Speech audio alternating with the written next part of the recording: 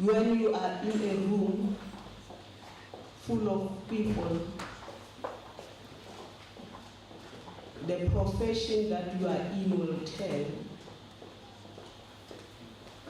If you are a researcher and you see people, you just wonder whether the sample will be enough. And if you are a preacher and you see people, you are just tempted to can say, let's start with the word of prayer. So by so saying, I am the program director, Dr. Mflogo. This is a very important day, the day that we have been waiting for. We are live on YouTube. I think I can just do this. We are live on YouTube, and we are starting now. Can we pray? I am tempted to start with prayer. Let's close our eyes. Heavenly Father, in the name of Jesus, Lord, we give the praise. You are God, and there is none like you. Even today, you are still God, and we say thank you for this opportunity.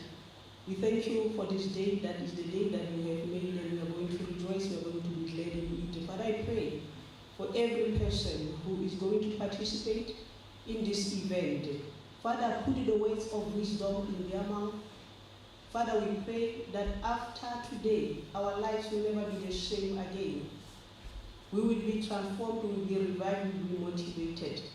Bless each and every person who is going to participate. Bless each and every person who will listen in the mighty name of Jesus. I even pray, Lord, for the food that we are going to eat. Bless them. Let them minister good health unto our stomachs. In Jesus' name, amen. Amen. My apologies. I just want to apologize for starting later than 10 o'clock. We were supposed to start at 10 o'clock. My apologies for starting late.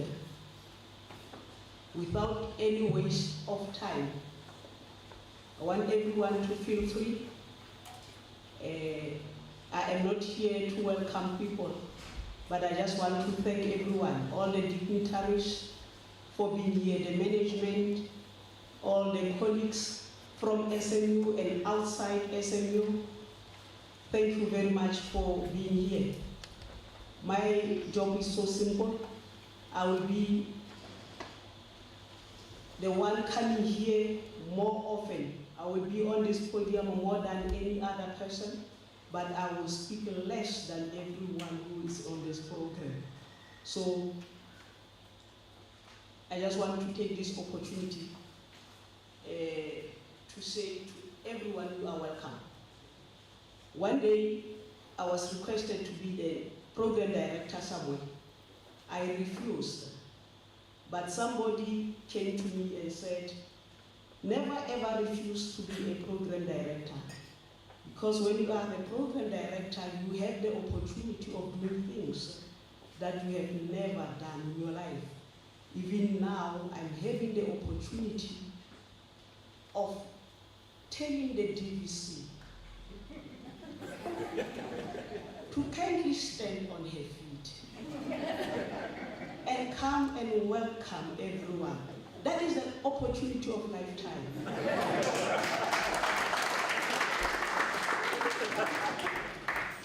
Thank you, Biochemistry and Biotechnology Department, for giving me this opportunity. Professor Sikwe, can you come and welcome us? Thank you.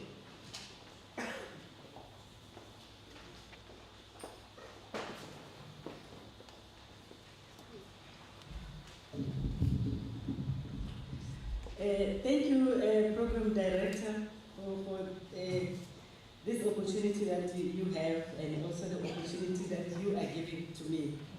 It is my great honor and privilege to attend this annual memorial of Prof Mototelo Alfred Mogale, organized by the School of Science and Technology at Mohale Sciences University. Really, let me take this opportunity to greet you all, starting with the very program director, Dr. Mhlongo, the family of Prof Mohale, our very important guest for today, the keynote speaker, Prof Libilo, the director of the School of Agriculture and Life Sciences at UNISA, the Dean of the School of Science and Technology, Professor Obi, who's the Dean.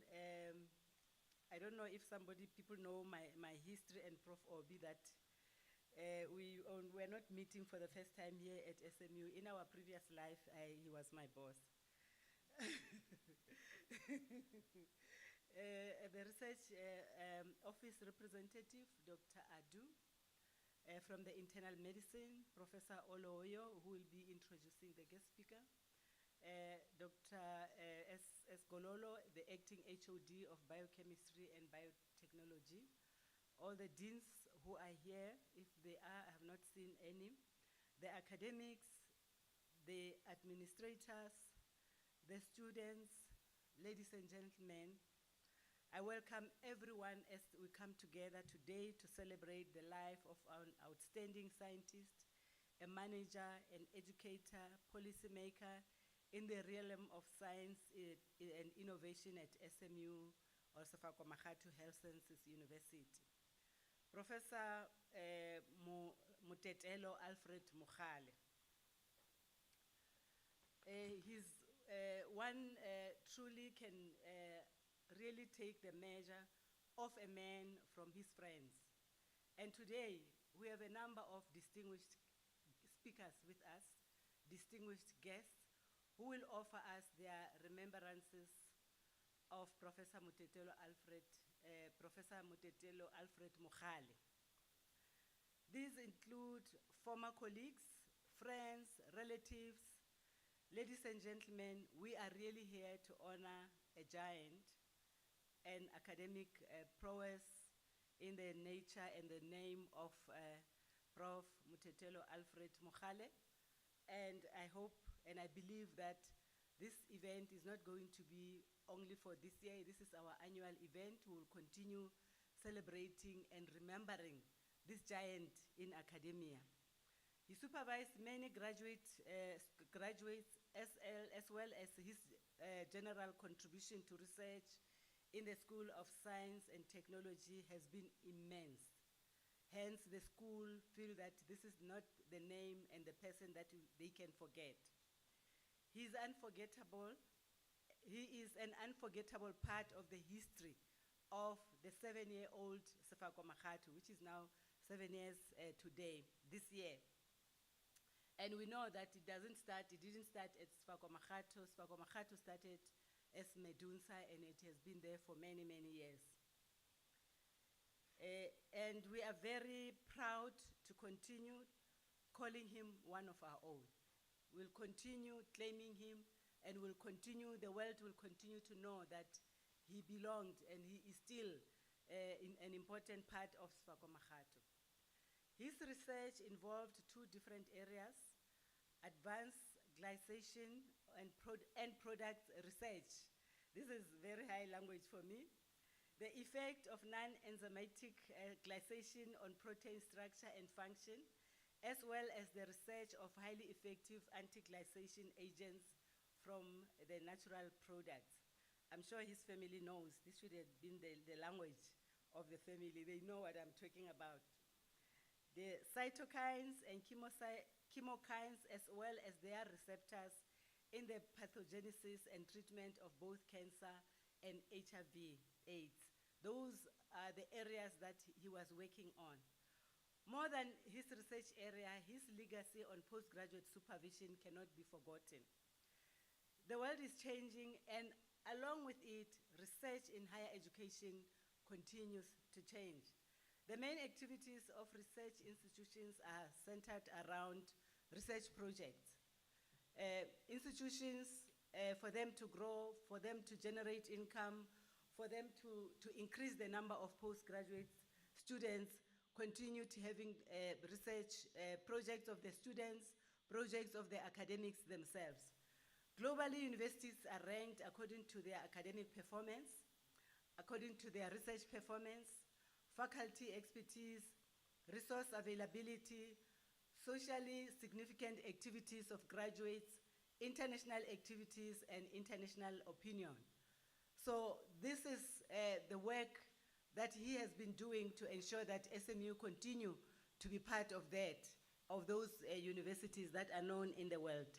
Every year, the university must produce a research. There must be an output for its research, which is known and which is noted, and it's known in the country and in the world because it's usually recorded.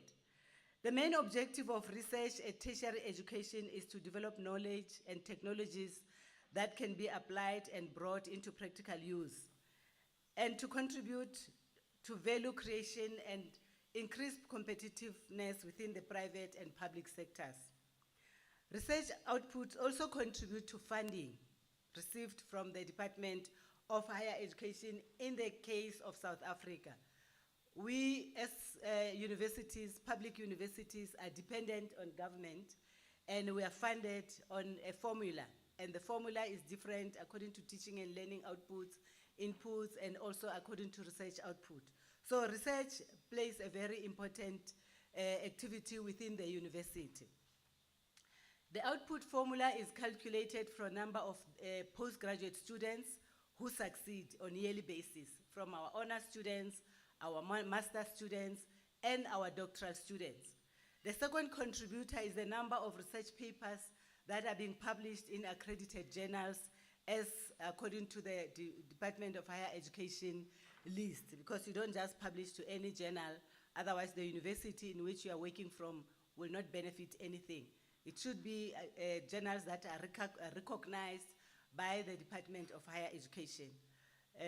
We have what we call predatory journals, people who will just go out and call academics, encourage them to publish, only to find that they are publishing in areas that will not benefit their output, and that will not be recognized anywhere. Success or increase in postgraduate students is achieved through supervisors. Supervisors are very important. Students in research, students cannot do it on their own. They cannot start conducting research and doing and achieving without supervisors. Postgraduate supervision and education and supervision are central to the acquisition, simulation, and sharing of knowledge. Knowledge production is seen to be fundamental to creation of knowledge society in support of knowledge-based economies. This is according to the National Development Plan and the Science Academy of South Africa, that as we conduct research, we have to be contributing to the knowledge economies. Postgraduate research depends on the effectiveness and efficient supervision of qualified, especially doctorally qualified academics, starting from lecturers, senior lecturers to full professors. Those academics play a very important role in ensuring that there's progress, there's increase, there's success in terms of postgraduate supervision and research output of a university. There are different models that are applied to postgraduate supervision. There are also styles of supervision. It is important to consider the potential for knowledge sharing when deciding on a preferred supervision model. Supervision models can be the traditional, the master-apprentice epistemology, characterized by the solo supervision, which has been more prevalent, where you find that one supervisor is deciding that I supervise alone. But this model has been criticized over time because this supervisor is only the supervisor and the student. There's really, there's no communicative space, there's no sharing of knowledge, and there's no collaboration and working with other supervisors. And even in terms of publication of that work afterwards, it's only the supervisor and the lecturer and the student.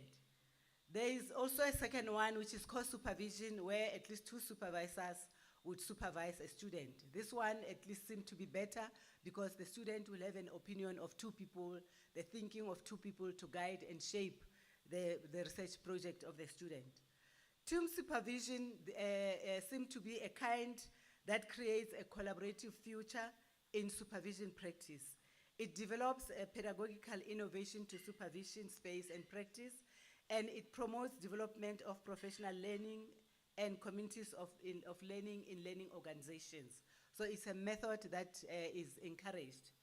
So there are also styles of supervision that determine the role of the supervisor, and they can be in a group, they can also be in a team, they can be in individual, they can be in a networked group. So team supervision also creates an environment where there is communication, where supervision spaces are created. Professor Mototelo Alfred Mogale left a legacy of a passion for postgraduate supervision. He might have used different styles and contributed immensely to increasing the research output of the School of Science and Technology and the university. The research output of the 7-year-old SMU is gradually increasing over the years. We just need to work hard as a university to strengthen our commitment to supervision. He was very committed to supporting the students, to seeing students succeeding. We need that kind of commitment in order to succeed as a university, in order to ensure that the university is generating income and that we are contributing to the knowledge economy of the country and the world. We need to create a number of PhD qualified academics and a number of professors. That need can really not be overemphasized, especially for the size of our institution, and also an institution is being classified as historically disadvantaged. So we need to work hard. I know that there are academics who are doing well. We are growing in that area, but we need to do more. One such effort is the partnership which has been established between South Africa and UK University, building on the legacy of Prof Mohale. This project which I'm talking about is a project where 3 historically disadvantaged universities are working together: Sefako Makgatho, University of Walter Sisulu, and University of Fort Hare. And these are classified in our, still the language that we are using, that they are historically disadvantaged. So they are working together with the University of Cape Town, which is there to provide capacity to increase the number, solely for increasing the number of PhD qualified academics. And they are working, these universities are working together with the University of Stirling in the UK, and the graduates, these academics will graduate with a Cochutel degree, which is a degree that is from SMU, a certificate from SMU and the Stirling University. So we are working hard to increase this kind of effort in order to ensure that such efforts are increased, such partnerships are increased for us as a university to learn more, to network more, and to also make our own Professor Mohale proud wherever he is. We know where he is. Anyway, I can go deeper. I cannot go deeper to try and become a pastor, but we know that he's in the right space with our Lord and he's looking at us. And today, I think it's one of his proud moments to see us celebrating his legacy, to see us appreciating his work, and also to see us assisting our students and our academics to take the baton and move on and ensure that SMU becomes one of the best universities locally and international. Ladies and gentlemen, you are once more welcome to this respectable memorial of Professor Mototelo Alfred Mogale. In my language, I come from the Xhosa family. We say, kululani ipaki. When you kululi ipaki, you now put your jacket on your chair and you are welcome in that house. You are part of us. Enjoy the day. Thank you so much.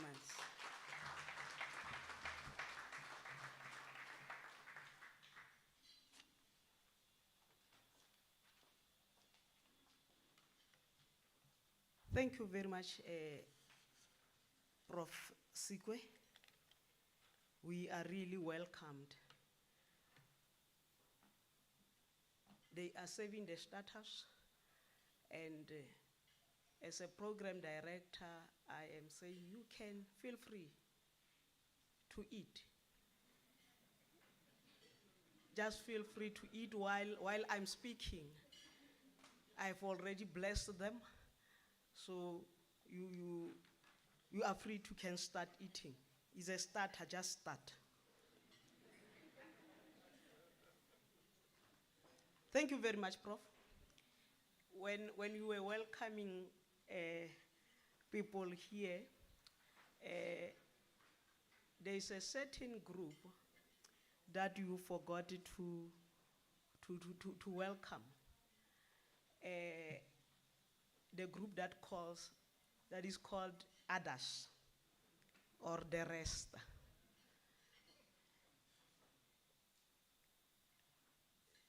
When somebody is welcoming people, he will start by welcoming professor, whoever, and the rest. So there's one doctor here that I know he was bothered by the word the rest or others. And it motivated him to make sure that he obtains his PhD and never classified as others. During graduations, I remember when we are about to enter the hall, then they will say, management, just go forward, professors, doctors, and they will look at us and say, and the rest.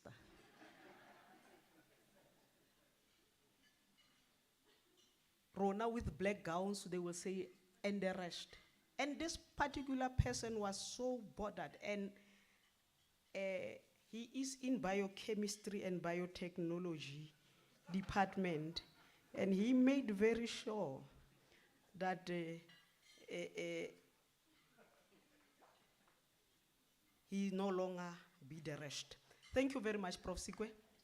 I just want to acknowledge, because I'm already welcomed by Prof, I will also acknowledge people in our midst, starting with Prof Sikwe, Prof Obi, Prof Lebilo, Professor Olohoyo, Prof Van Veek, Prof Shai, Prof Mohoto. I'm acknowledging you, Prof Hay, Prof Majani, Prof Mavi, and the Mohale family, and the rest.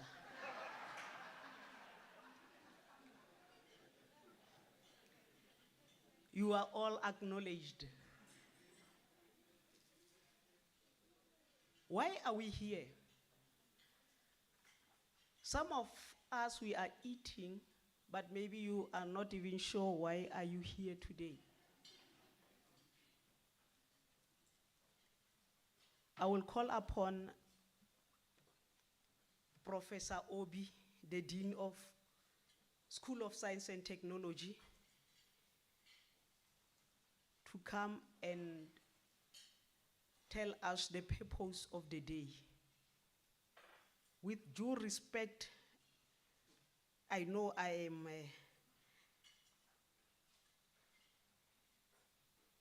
Prof Obi. Today I am telling you what to do. You know, sometimes the table just turns like this. Professor Obi, can you kindly stand on your feet? He's doing exactly that. Thank you very much, Prof. Come and tell us the purpose of the day.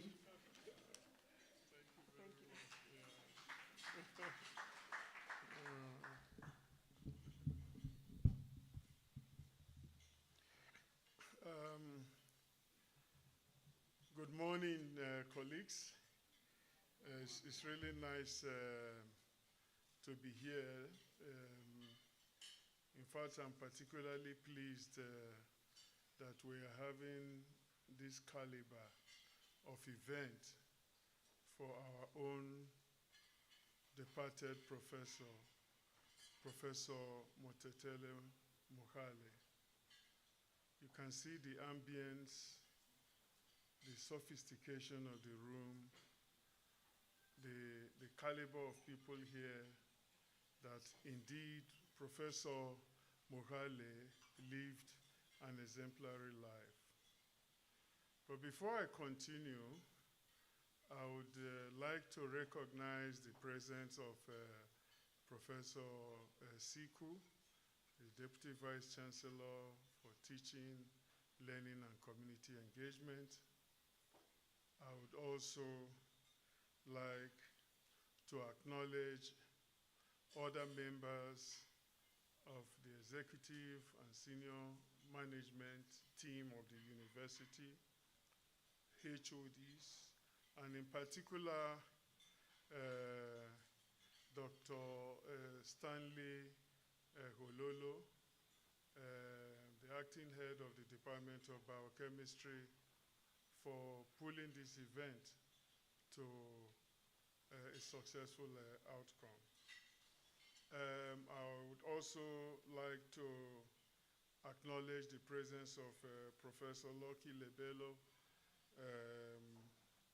the director of the School of Life and Agricultural Sciences at UNISA. You may not know there is also something that I share in common with Professor Lebelo.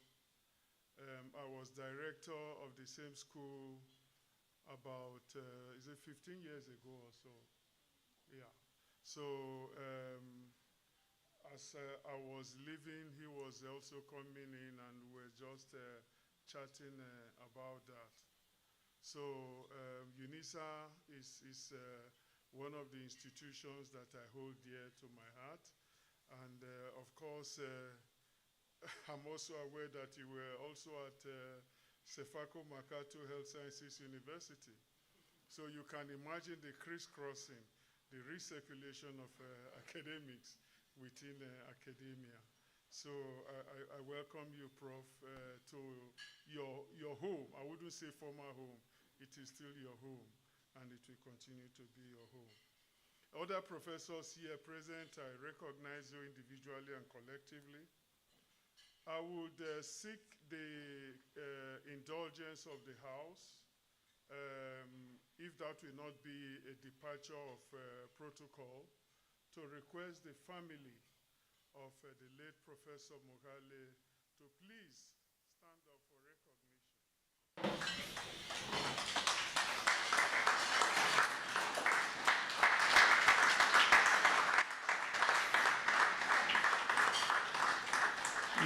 You are all welcome.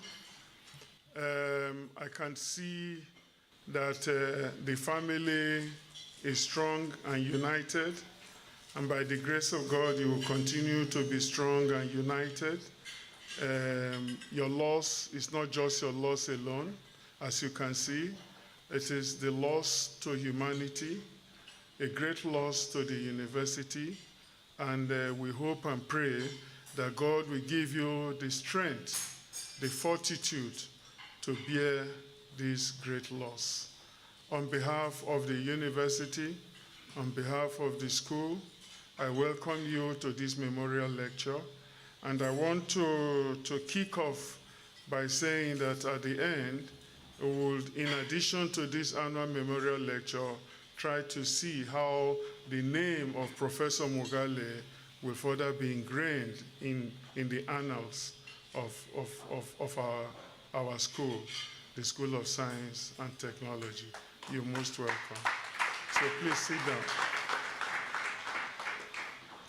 So other academics and non-academics, our distinguished students, ladies and gentlemen, and others, you are welcome. Today we are here to celebrate the life of Professor Mohale. Of course, we knew him as an erudite scholar, an organic researcher, a seasoned mentor, and a quintessential teacher. Professor Mogale exemplified the spirit and letter of what a professor should be. He was a professor in toto, in the sense that he supervised, he taught, he produced postgraduate students. And we are proud to say that the present head of the department, Dr. Stanley Gololo, is one of them. So we would, on that note, more or less gauge the caliber of Professor Mohale. And of course, one thing about him because we are here to celebrate him, to celebrate his life, we just need to have a recap of what he stood for. He was always punctual to meetings, always calm. He wouldn't start by making initial contributions. He would listen to people, watch the trend of discussions, and when it became heated, he would step in as a father. And when he stepped in, he would provide succor and calm tensed nerves. That was Professor Mohale. And after every meeting, he would come to me or I would go to him, and we would exchange pleasantries on how the meeting transpired. And of course, at meetings, the way he spoke, you could see that humility. He was very humble, very respectful, and at the same time, hardworking, committed to his work. And he was a role model to all of us. If one disagreed with Professor Mohale, even at meetings, one thing I liked about him as well was that he would come to the person and say, I hope my contribution at the meeting was not seen in bad faith. And I would say, no, Prof, you were free to air your views. It couldn't have been seen in bad faith, because a meeting is a place where people ventilate their opinions. As long as such opinions are ventilated with respect, and of course done constructively. So he had a very good disposition, and I'm happy now that the department is growing. Wherever he is, I'm sure Prof Mogale will be smiling because the department is growing. The department now has another appendage, biotechnology. So it is now called the Department of Biochemistry and Biotechnology. One of his passions was research. And I'm sure Professor Lebello would be talking on creative supervision for postgraduate student success. And of course, this was what he stood for. And Prof, it may be of interest to mention that the School of Science and Technology is the flagship school of the university for postgraduate research and training. This last year, 2021, the school produced a total of over 270 published articles in international journals. I'm not going to say it is the best performing of the schools in terms of research outputs. So we can say that we are gradually actualizing the dreams of Prof. Mogale. But death, we are not proud of you. We are not proud of you, death, that death has robbed us of an eminent scholar. If it was possible to wrestle death and win over death, the school would have gone to war over Prof. Mohale. But it is not possible to battle and wrestle with God, because God decides. God creates and God decides. So when people exit this world, and I say this to the family, we take solace in the fact that death is inevitable for all of us. It is the ultimate journey for all of us.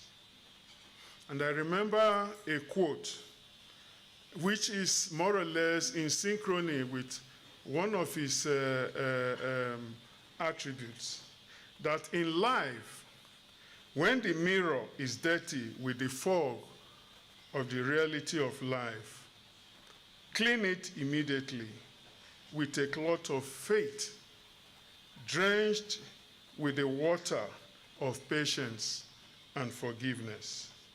Then you can see the reflection of your dreams. Hold no grudges, bear no grudges, do not stand on the path of anyone. Those were his guiding principles. And if you do that, the sky will be the limit in terms of progress. The departure of Professor Mogale exemplifies the transience of life. It shows that nothing is permanent.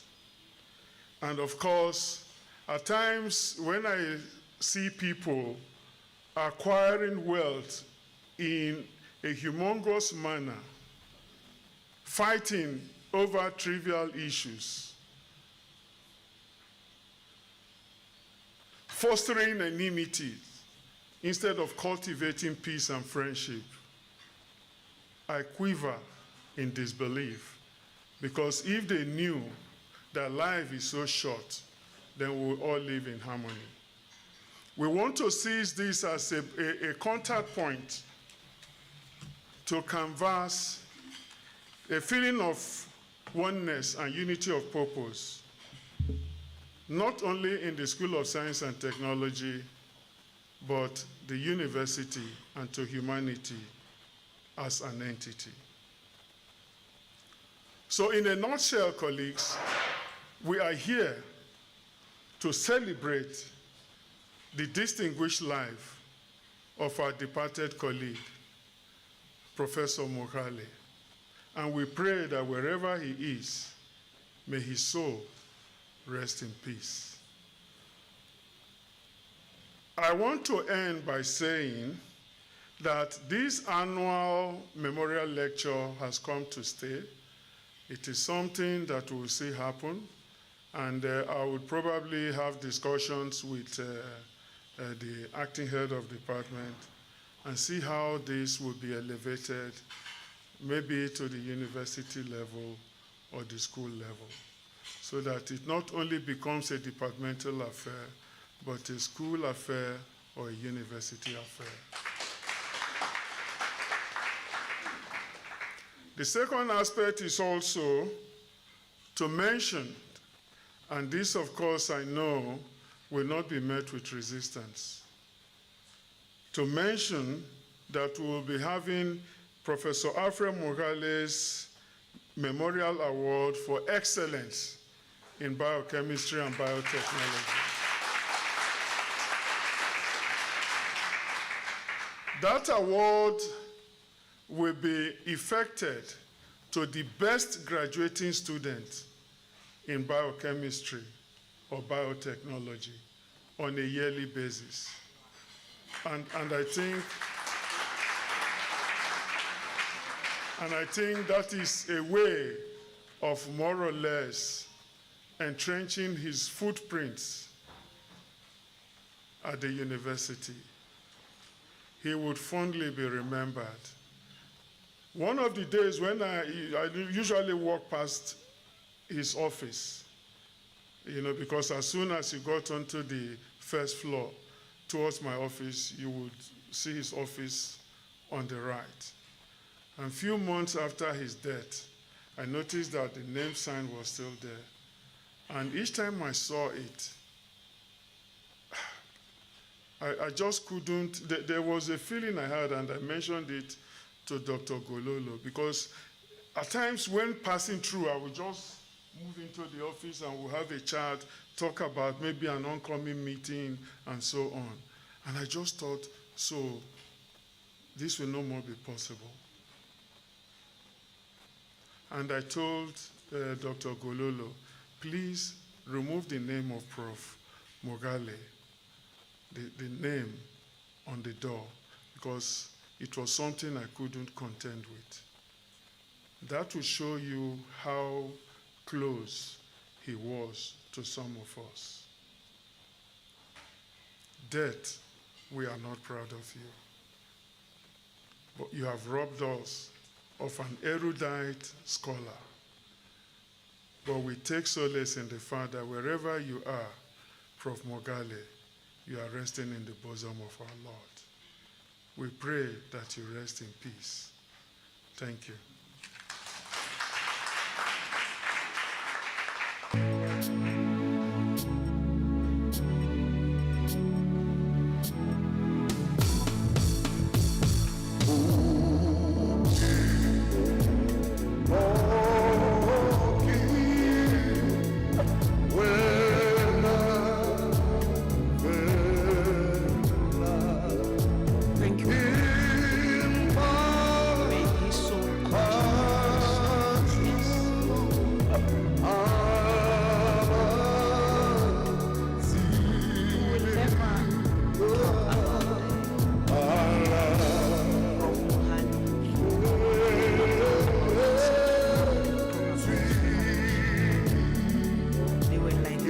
Finger. I remember when I say they are like, they were like nail and finger. A certain student was asked, what is the meaning of nail and finger? When we say these people are like nail and finger, then that particular student said, same WhatsApp group. That is the meaning.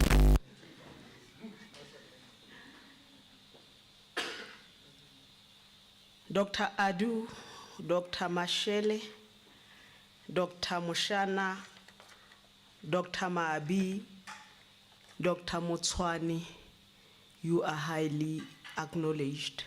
Your presence is highly acknowledged in this place.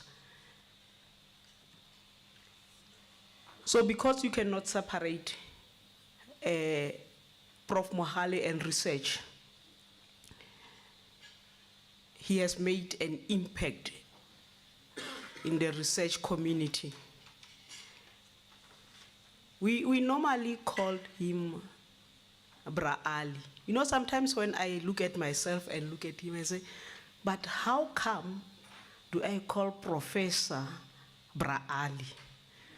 It showed how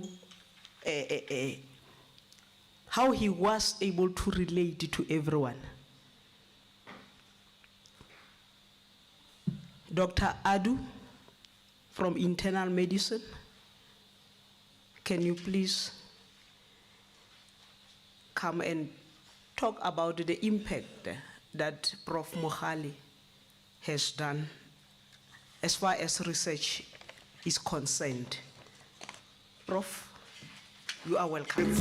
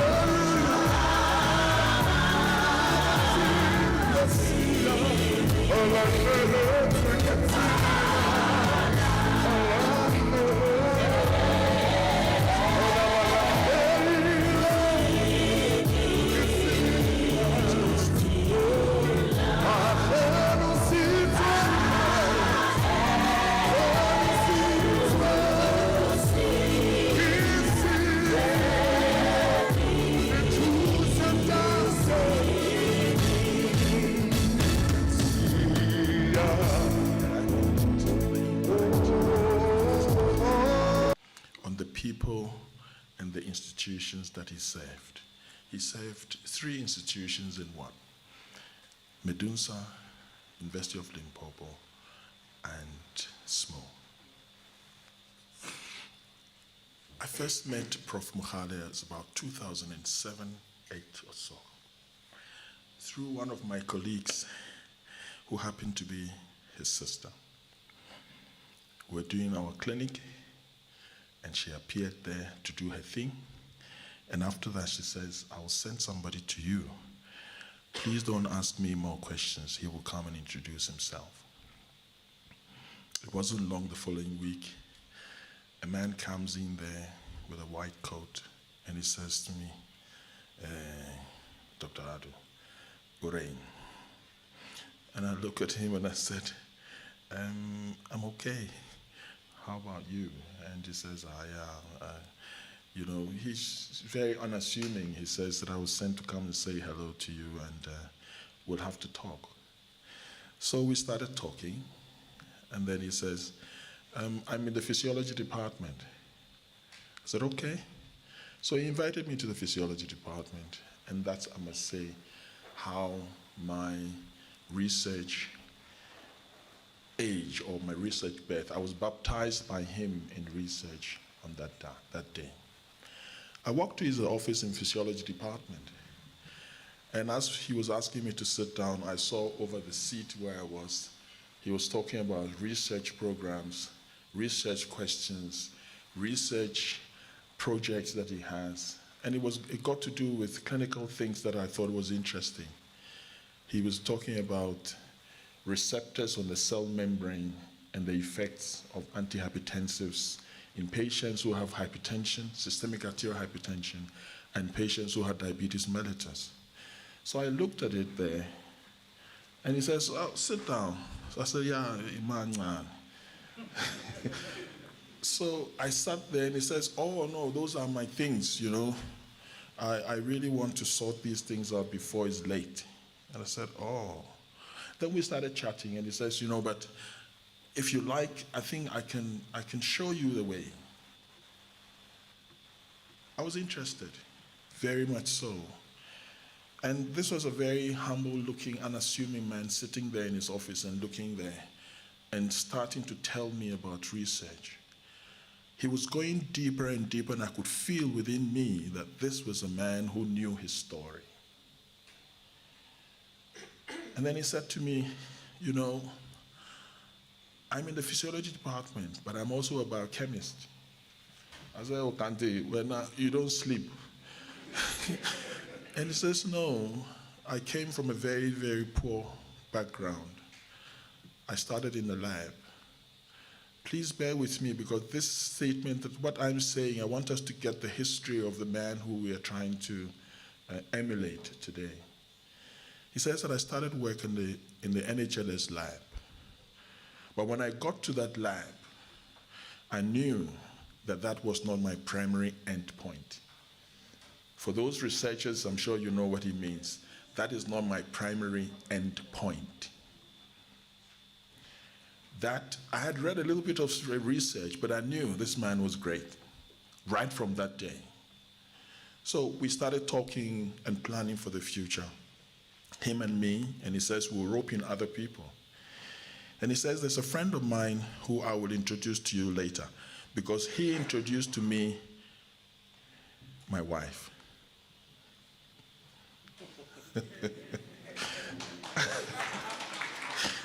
I'm looking there. I'm not mentioning names. He knows himself. Thank you for introducing him to her. Because when at some stage I went to visit him again, and he said to me, "Hey, Morena, I'm going to go to another department because I've been given the head of department status at biochemistry." I said, "Oh, so your thing is up now." He says, "Okay, here we go." On the way to show me the offices, we started talking about research. And what he said was, "You know, I'm very grateful to have met my wife, because she's the one who started pushing research into my head." And I said, "Oh, that's great. By the way, his wife, who is here, is one of our medical professionals, for those who don't know." So she pushed him gently. He says, I used to not sleep. I used to read so that we can have a good discussion. That was the beginning of my journey with Professor Mohale. That day showed me that there was a large room of research opportunities for us, the younger ones, relatively younger ones in research. At some stage, I realized that his confidence discussions were rubbing on me, and every day I think about research, because each time you talk to Prof Mogale, he says, hey, you know, what you're saying is a research project. There's a research question here, and there's a research point. And he will bring his other research projects that he's involved in and make you feel that this is not just an ordinary man, because he was very particular. He knew the details of all the researches that he was involved in. Back to the biochemistry department, the first week that we were there, I was standing outside the door, his office, with him. The next thing as I noticed, he says, Hopa! I didn't know what he was trying to say. Kanti, he was mentioning that man's name. He appeared, and this man started talking to him, and Prof said to me, you know, he's one of our people here. He's such a very good person. I said, what does he do? He says he's an expert in growing of cells for the research that we do. And he says now he's on his way to the agric school. You remember that? The agric school, to go and harvest the cells that he had grown. And I asked him, but why don't you have your own facilities, resources? And he says, one day it will happen. And one day it did happen. He was so excited when I went to visit him after the diabetes clinic, and he said to me, come, let's go. And he says, you know, we managed to get it. And then at some stage, he showed me the polymerase chain reaction kit and the machine. He took me a tour to his lab. You could feel the exuberance in this man. And then he says, okay, let's go to sit in his office. We sat in the office, and then he says, I've got a PhD postgraduate candidate. I want you to look at the research. She was dealing with the SAGEs that Prof was talking about, because he was very interested in diabetes. And because I was in the diabetes clinic, we tend to click. So it was the basic sciences and the clinicians coming together to deal with the problems of the community. These people, this postgraduate candidate was from Nigeria, West Africa. Very hardworking lady. One afternoon, another one came rushing and says, I was late, the transport almost left me. Where is she from? Zimbabwe. Another one comes and he says, oh, it's Swatini. At that time it was called Swaziland. That person also was there. So it just shows you the effect that Prof had. And each of the people that he was interacting with, he interacted with them with respect. He was tough, I can assure you. He was tough. But he was a tough person as a father. If you made a mistake, he looks at it and he says to me later, I think whether the mistake is intentional or is a mistake. If he thinks that the mistake is not a mistake, he'll tell you straight away.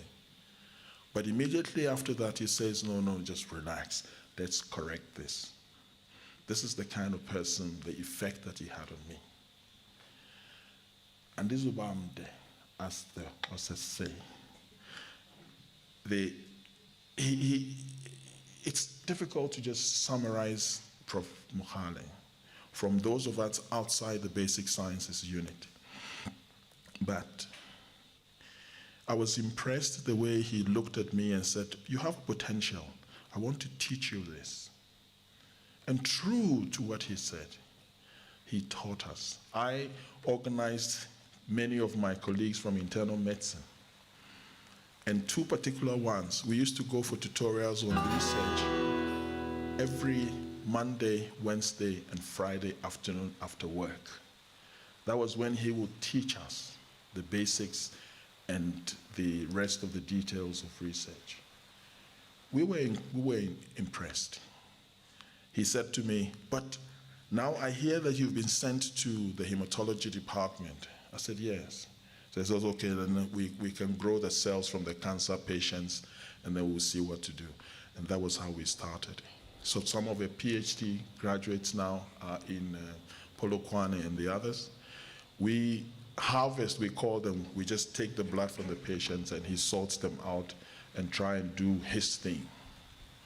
One time I said to him that, can we talk about epigenetics? For those scientists who know what epigenetics is, he brightened. It was an afternoon. At that time, he had gone with me to buy, what is umbona in English now? Mealies. He had mealies in the hand and he had peanuts. You know, he likes that one. So he sits there and he says, let's go. But his mind was on the project that he was talking about. It encouraged me so much, and he says, but I want you to be a co-supervisor. He was pushing me everywhere. The family will remember that a few times he invited me to your house for us to go and complete research materials in his house. He has a beautiful study there upstairs. We went to sit there. And there you could see where he was. The effect that Prof Mogale has, it's not measurable.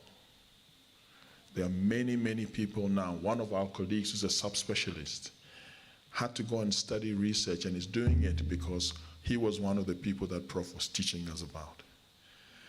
I must let you know that through Prof Mohale's influence, I went further to go and train in medical oncology at Steve Biko. He used to send patients to me. He used to send his other colleagues to say he wants to check on me so that when we come back, we will continue with the research programs. Because medical oncology is broader than hematology. It's a cancer of the whole human being.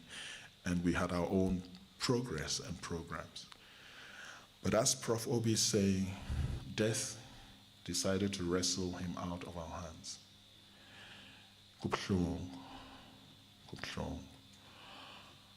But as they say, for those who go to church, as a man thinks in his heart, so is he. We will say that God is the one who decided to let him go and rest close to him in his bosom. We will try as much as possible to make sure that his legacy that he left behind is continued, as Prof was saying. I've talked to the statistician that he used to introduce to me. Now, I know Dr. Go, we've spoken about Dr. Lolo and Dr. Hopa. Mashudu, I've seen you here. We are not going to let Prof down. I've seen another lady from Polokwane. Hello. She is one of Prof Mogale's best students. It's difficult, family, but I want you to understand that the effect that he had on research encouraged all of us up to today. So we have no other choice but to say we shall continue where he left off. Ngamandla. Thank you very much.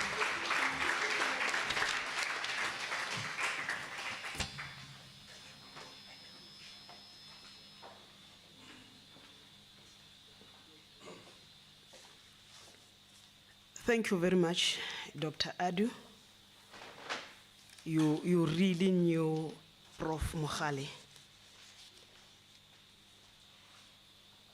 I'd like to acknowledge Mr. Mkombo and Ms. Mkondo and Barbara Perkin-Elma. You are acknowledged, you are welcomed in this place. Before we can go to the keynote address, once upon a time, there was a man called Mototelo Alfred Mogale. Today, we are celebrating his life. We are celebrating a legend. Today is a memorial. If I was at church, I will say, Hoelele Sole. Prof Oloyolo will interpret that when he comes.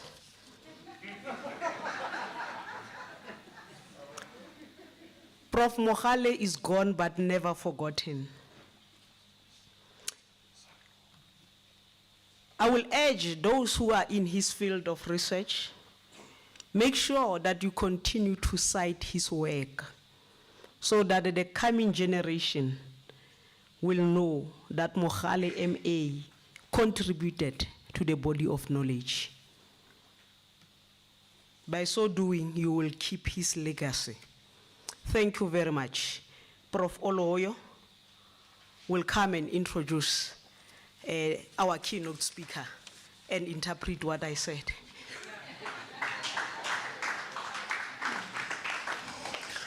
All protocols observed.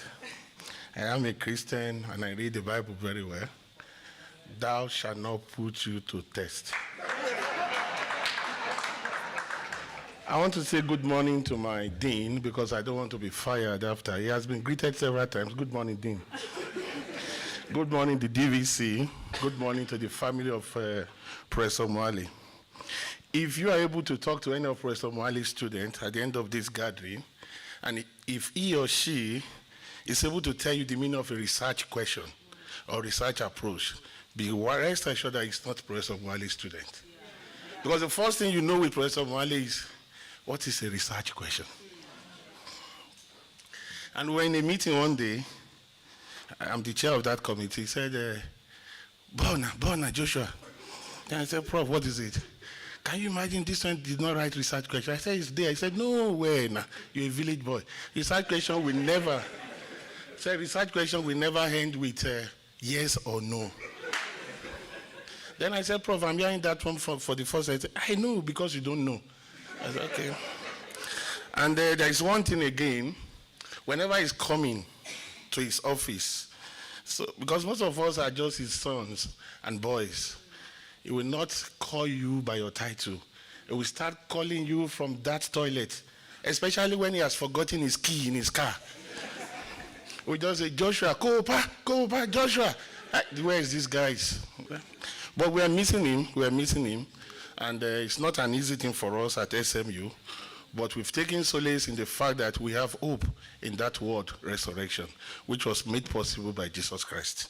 So let us live for that hope and do whatever we have so that we can see him when it is time for those that will be resurrected.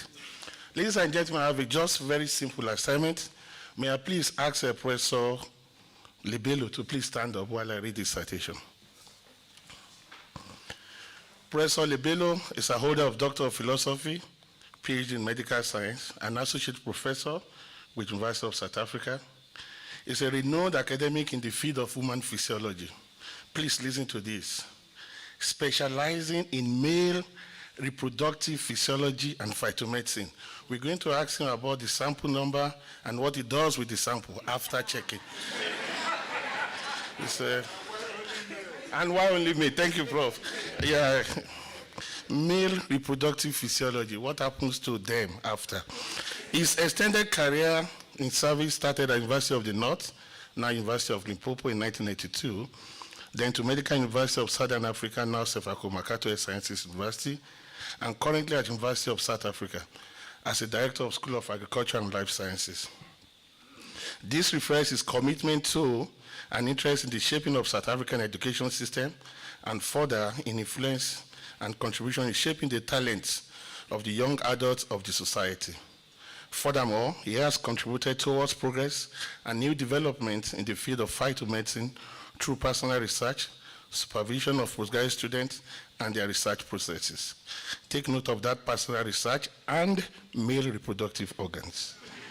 Professor Lebelo has published many papers in accredited journals and presented research findings in local and international conferences. Through his previous management position as chair of department of Life and Consumer Sciences and currently the director of the School of Agriculture and Life Sciences, College of Agriculture and Environmental Science at University of Africa, University of South Africa, Professor Lebelo professes extensive management and leadership acumen. He was also a project leader of the Community Engagement Project, which was housed in the Department of Life and Consumer Sciences. Professor Lebelo has supervised to completion 15 master's students, 1 doctoral student, and now currently supervising 6 MSc students and PhD students. With his publication, he has been cited over 671 times, and his age incidence is 12. Professor Lebelo has over 29 years of experience in higher education and academia, and in those 7 years in the management role. Ladies and gentlemen, join me in welcoming Professor Lebelo.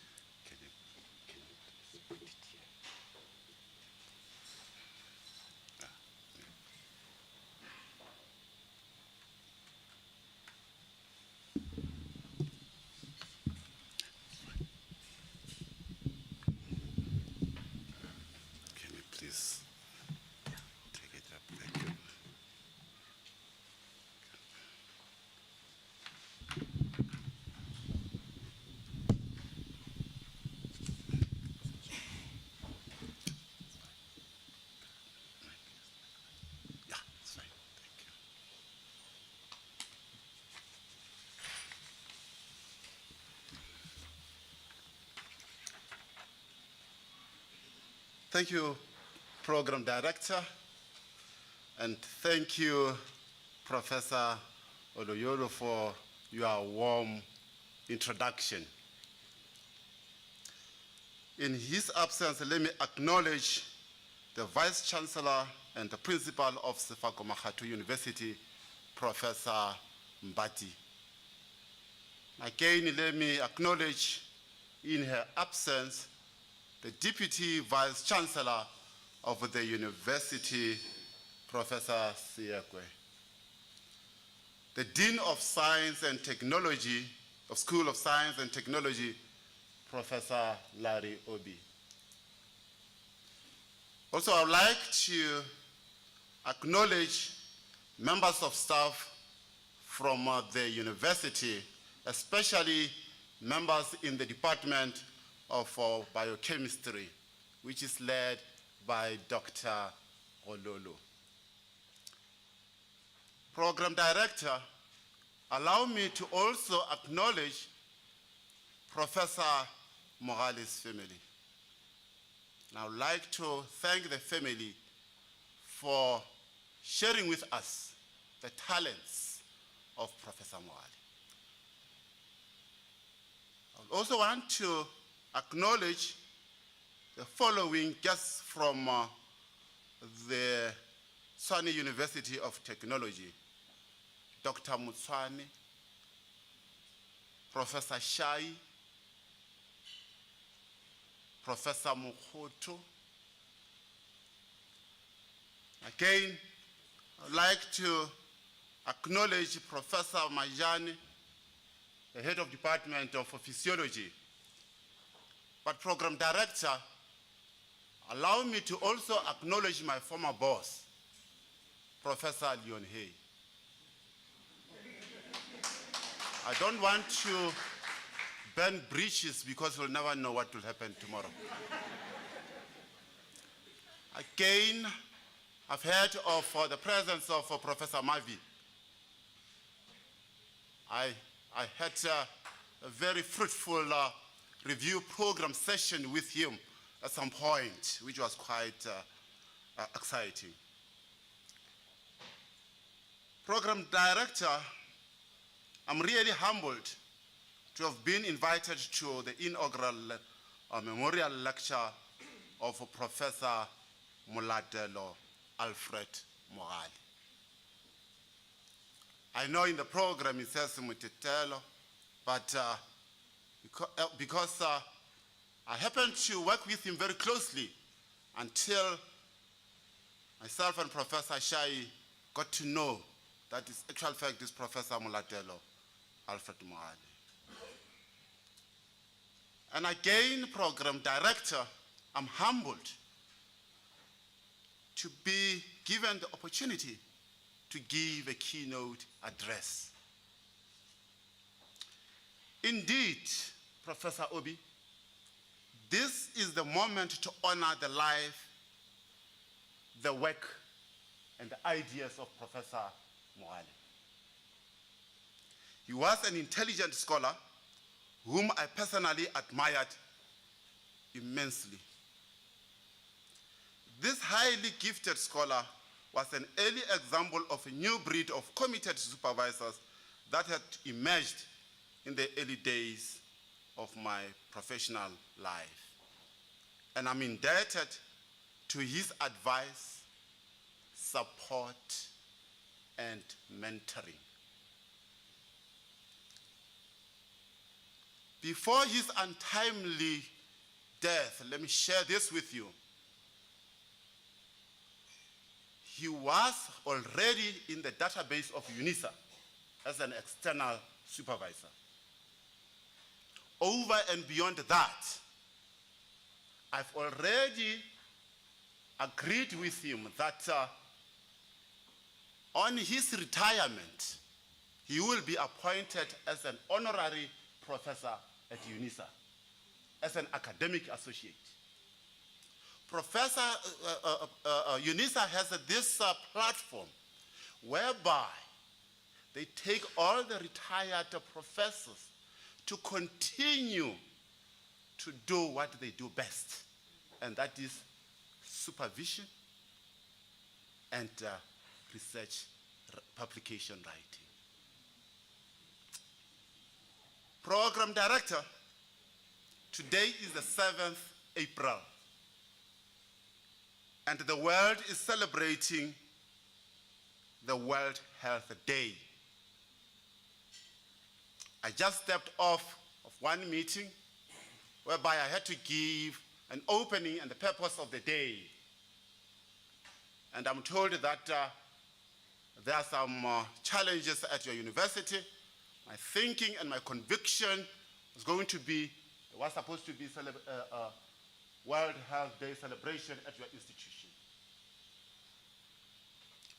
The theme for today's celebration is our planet, our health. And on this day, the World Health Organization alert the world citizens on health issues. Now, Program Director, before I start with my presentation, let me share with you a moving conversation that I had with Professor Mogale in 2005. Professor Mogale was very open. We were busy in the laboratory in BMS, 4th floor. You know, with biochemistry experiments, you wait for 2 hours for incubation and whatever. Then he looked at me in my eyes, and then he said, Lebelo. He used to call people with surnames, I don't know why. And then he said, Lebelo, I can see that you are eager with research and everything, but you have to complete your PhD.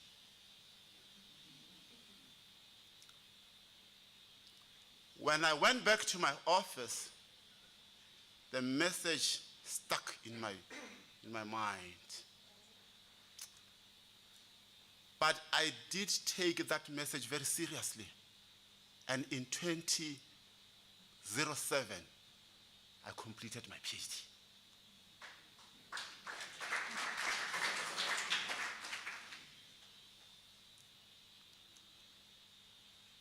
Program Director, my profession is at this level because of Professor Mogale. He was my mentor. He was my research collaborator. And again, he really supported me in all the initiatives that I had. Now, having said that, let me quickly go through the presentation that I prepared for this day. When I was given the theme, I said when you talk to scientists, you have to have some platform which is interactive. And luckily when I arrived in here, the program director checked with me as to whether this will be interactive. And I said yes. The topic of my presentation is postgraduate supervision and research performance in the South African universities. I'm going to again look at the challenges and the alternative approaches that we can employ for us to be able to improve the research output in the country.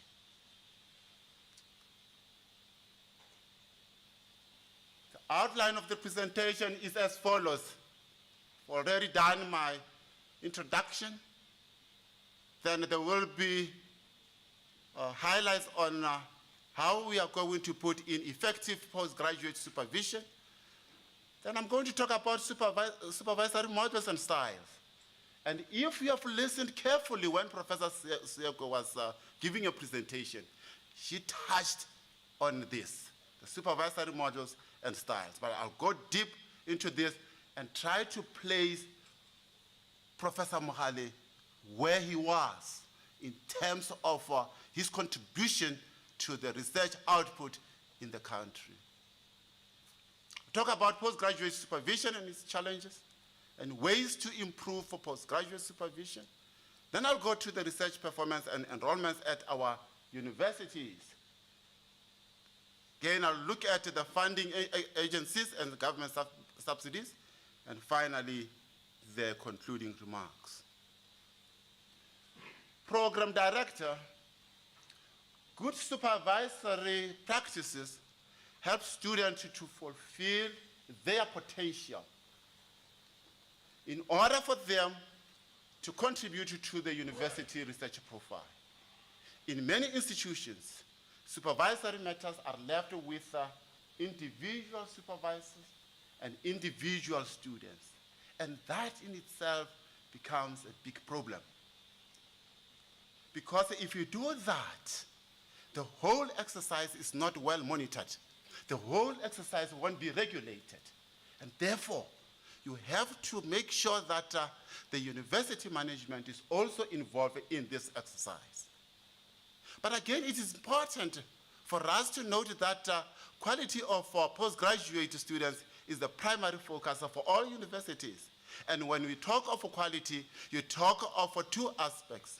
The quality of the supervisory process, which is undertaken by the supervisors, and again, you talk of the quality of the research output, and in this case, you talk of the students themselves. Supervisors and the students are working under enormous pressure. I know for a fact that come October, there will be emails flying from university management going to the HODs saying, how far have you done? Have you met the target for 2022?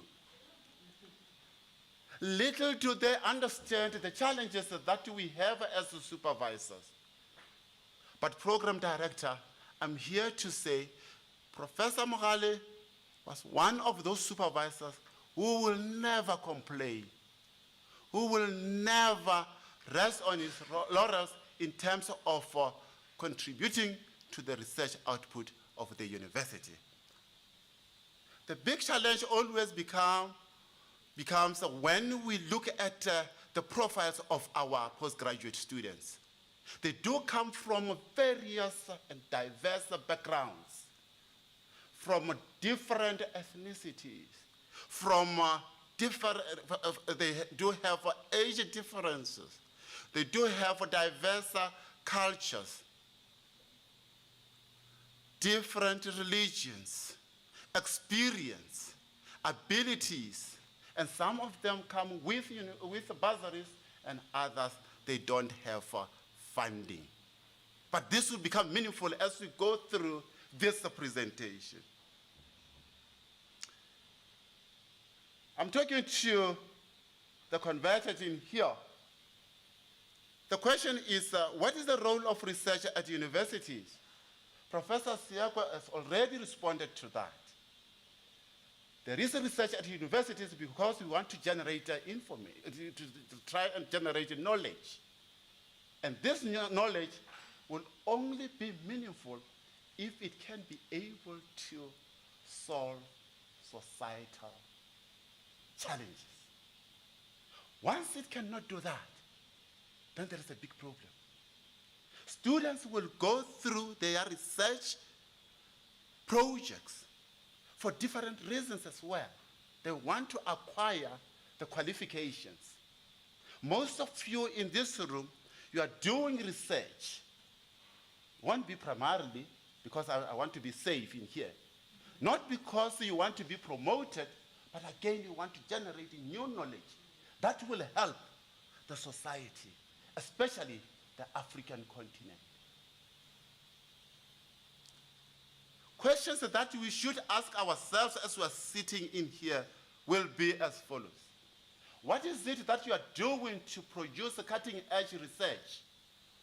Is your research still relevant to the society? Is it attracting students? Is your research addressing the national development goals? Is your research addressing the priorities and the goals of the AU Agenda 2063, the Africa we want? Especially goal 3, 4, 5, and 7. Those that deal with health and nutrition. I'm challenging you, academics from the SMU, because you are in that space. We have to make sure that we make a meaningful impact, not only nationally, but also globally. Do you understand the profiles of your students? Have you thought of translational research? We are quite comfortable going through applied research, going through basic research. But the question will be, won't it be very significant if we go into translational research? To what extent are you engaged in and contributing to the relevant national and global research dialogue? Is your research addressing the challenges caused by COVID-19? COVID-19, devastating as it is, or as it was, from where I'm sitting, it ushered quite a number of opportunities in terms of trying to get the treatment for this particular virus. Over and beyond that, we have to make sure that, or we have to contribute in the development of the vaccines. Are we going to continue to order vaccines from India? Are we going to continue to order vaccines from the US? 2 weeks ago, quite a number of units were discarded. And the reasons for that were, one, they expired. I don't want to talk about the monetary impact in that regard, because it is quite clear. Now, because Professor Mohale stood for effective supervision, the question will be, how do you then characterize an effective supervision? The three most important aspects that the supervisors and the students have to consider. Number one, the responsibilities of an effective supervisor, the responsibilities of the postgraduate student, and finally, the relationship between students and supervisors. Professor Oliolo, you said something very interesting to say if you meet a student who was supervised by Professor Mogale and he or she still struggles to answer a research question, then you must know something is not right indeed. Prof Mogale had a very nice academic relationship with his supervisors, with his mentors, and also with his co-researchers. Professor Shai can attest to what I'm saying. We used to have quite some very nice meetings whereby at the end of the day, he will say, you know what?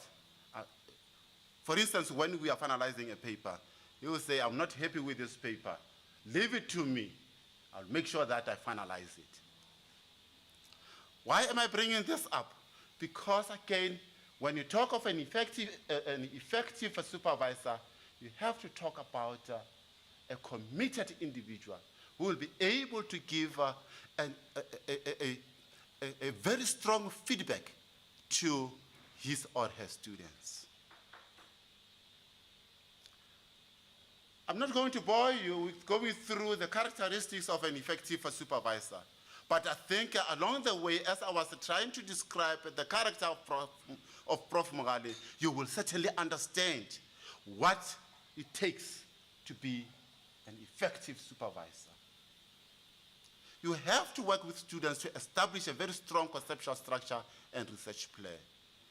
And something that is quite interesting is the last point in there. You have to inspire and to motivate students. If we don't do that, there's no way in which students will be committed to their work. Students always find it very interesting if the research project is directly affecting their lives or affecting the communities in which they live. Then we talk about the impact of research on our daily lives. Let me quickly go through the supervisory modules and styles as highlighted by Professor Siekwe. As she was presenting this, I was sitting in there and I said, it looks like we are on the same page. We do have a conceptual framework for postgraduate supervision and knowledge sharing. And this, like she said, it involves knowledge sharing, and again, it involves communication between the supervisor and the students. And again, she talked about the sole supervision and the team supervision. This is, especially the team supervision, this is quite important because if you want to create or if you want to increase the supervisory capacity in a unit, then you have to bring in the novice supervisors on board so that as you interact with your students, then the information can also be taken over to the novice supervisor. But again, it has got its own challenges. But for today, I'm not going to dwell into those challenges.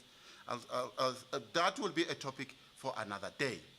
And if we can have that, then we are going to create a sustainable learning organization, which is capable of producing postgraduate students, and again, be able to produce articles that can be published.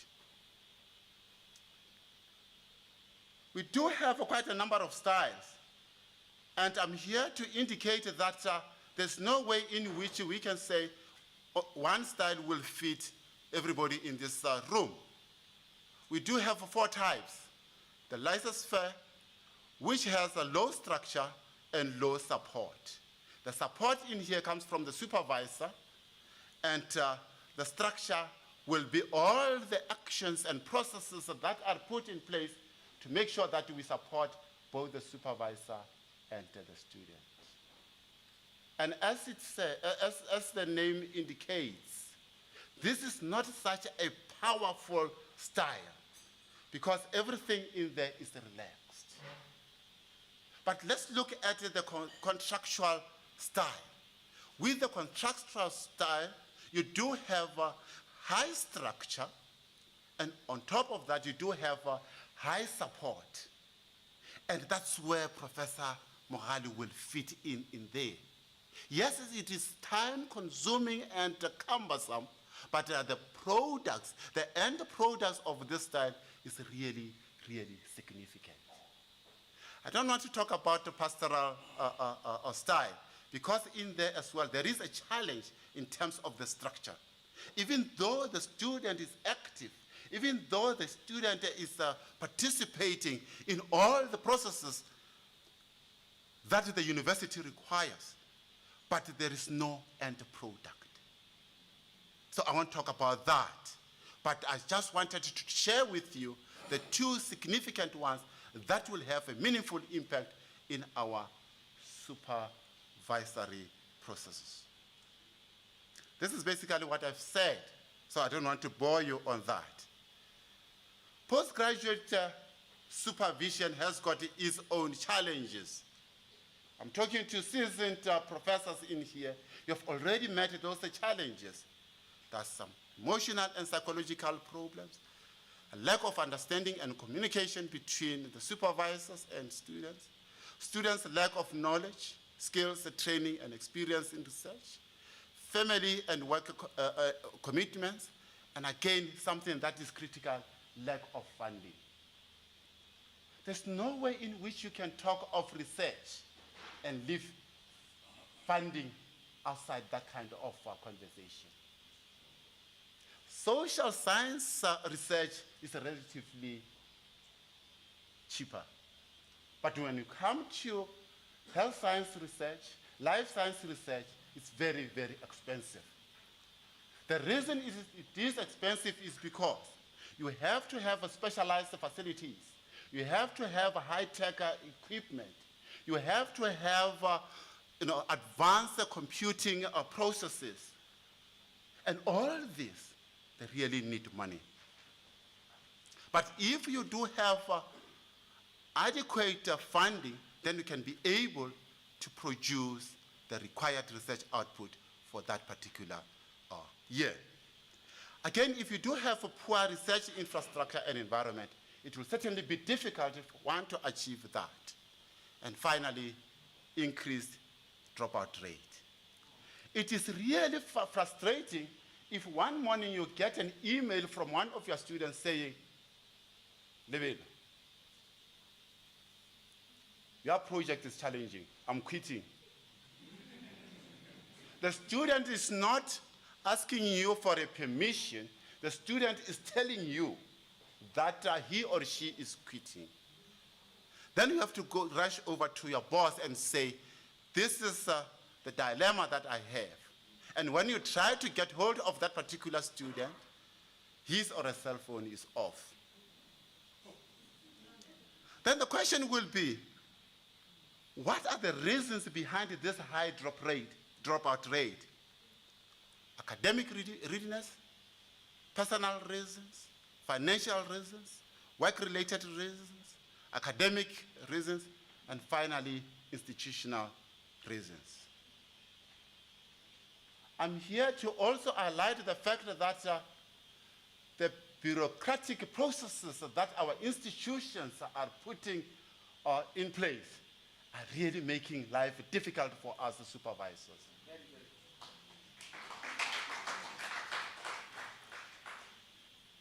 As I'm talking to you now, I'm actually waiting for cell lines.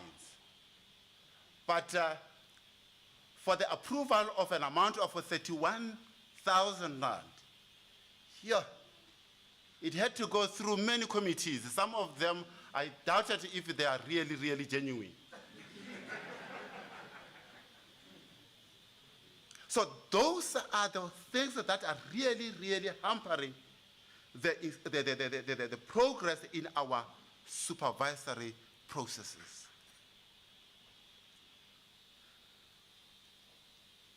Now, getting to the theme of this day, we talked about creative supervision. And as I told myself that I'll spend some time trying to look at ways in which we can improve our postgraduate supervision. The first one will be no blueprint from supervisors.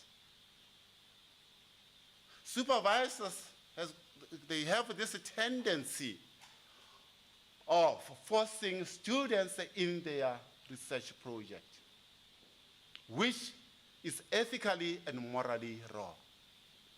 Students have to go out and do some research, and then thereafter present the proposal over to the student, to the supervisor and check if that particular research can be done. If the student is quite comfortable with the male infertility research project, then he or she can go forward and do some literature research and let me endorse that particular research project. But we cannot in any way, and we must not, put in blueprints in our laboratories. Colleagues, if we are very serious with Africanizing science, then it means that all our research projects must be addressing the problems of the continent. And if we don't do that, then we are going to have serious challenges. And again, we have to instill entrepreneurial skills in our postgraduate students. Not all of our students will end up in academia. 2 weeks ago, I met these two young fellows, like graduates from VETS. They do have a company. They are in their mid-30s, and they are doing well in that company. The company was formed in 2015. So what I'm trying to say in here, we must not try and enforce that all or take it for granted that all our students will be ending up in academia. The other thing that we have to improve on is the regular lab meetings to discuss both the good and the bad results. We have to be careful. Some of the bad results that you will consider yourself as bad, at the end of the day, will actually be exciting results. Results from the scientific point of view are results. If you are struggling with interpretation, then you better consult the Prof Mogales of this world. Then you can be able to make a meaningful interpretation of results. Effective use of technology in communication and the high-tech equipment. If we are really serious about moving into the 4IR space, then we have to do things differently. We have to also promote a collaboration with the technology platforms such as H3D. This is based at UCT. And again, H3 Africa and 54G. This is based in Nigeria, but some of the branches are in the United States. I actually met the representatives 2 weeks ago. And the first question that I asked them was, why is your name 54 genes? The answer was, there are 54 countries in Africa. I know some of you are already going into Google to check if what I'm saying is correct. Then we have to promote student dialogue and student exchange program. And again, establish what we call communities of practice. The question will be, what is the communities of practice? When you talk of communities of practice, you talk of a platform whereby you have put together principal investigators who have a common research interest. So in those type of communication, you are able to identify the gaps in that particular research field. And finally, we have to promote translational research. The question will then be, what is translational research? When you talk of a translational research, you talk of application of scientific investigate approaches to study how the outputs of basic and applied research can be effectively translated into practice and have impact. This is very expensive. I'm looking in the direction of Professor Mototelo and Professor Shai. It's very expensive because it has to go through 4 phases. Number 1, the development, testing, implementation of or institutionalization, and evaluation. But this was already conceptualized by Boyer in 1990, when he said, under the scholarship of application, to say, you have to be able to focus on maintaining the relevance of academia to real social, economic, and other civic issues. and in a nutshell, to relate the theories of research to the realities of life. This is basically your Boyer's model of scholarship. But ladies and gentlemen, I want now to zoom in into the research performance of universities in our country. And I think Professor Siakwe touched on this. When they assess or evaluate the submission of universities, they consider 4 key indicators. And they are as follows. Per capita research publication output, which is calculated by taking the number of articles divided by the permanently appointed academics for that particular institution. And the weighted per capita research output, you take the articles, the masters, the doctoral graduates, then you divide that by the number of permanent staff in that particular university. Then you also look at the proportion of academic staff by their higher degrees or qualifications against research output. And finally, proportion of doctoral graduates per academic staff with doctorate. I've only selected a few of universities, and I deliberately left out SMU as a matter of principle. Right on top in there, and these are the 2019 performance. Right at the top there, we do have University of KwaZulu-Natal with the book units of 156.8 and the general units of 2067.3. And again, let me quickly go to UL, number 13. I think I'm quite safe in there because originally I'm from Limpopo. And then in there, look at the general units, which is 348.7. Certainly something is not right in here. When you look at UJ, in terms of the book chapter, the book units, and again the conference proceedings and the general units, they're doing something right. Their former principal, Professor Iron van Rensburg, and their current principal, Professor Silizi Marola, they're doing something right in here. I know for a fact that Professor Raymond Mutadi was invited to this, and I want to congratulate him for the performance that the university is really doing. And look at UCT, it's at number 5 with those general units. And now let us go through this graph, and let me share with you something quite interesting in here. Look at this growth in here, which happened between 2018 and 2017. I think the average growth in there was around 5.7. And that's when everything really took a very good shape. But in general, there is a clear increase in terms of the performance of universities in our country. Let me talk about the output units by scientific fields. I'm really impressed with the second row in there, which is the health professions and related to clinical sciences. And as a university, you should really continue to do well because you are put in that category. You are really doing well. But from a person who's coming from the College of Agriculture and Environmental Sciences, I'm really worried. I'm really worried. If agriculture can take the third last place, because I removed military science in there. Military science is at the bottom of the table, of which one will understand.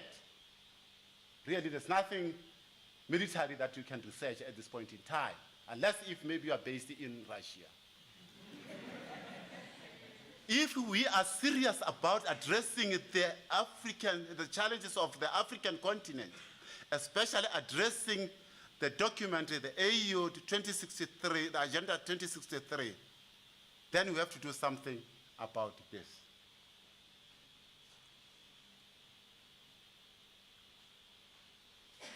From that graph, it is quite clear that the university sector remains differentiated and affirms the challenge for smaller universities and the historically disadvantaged universities.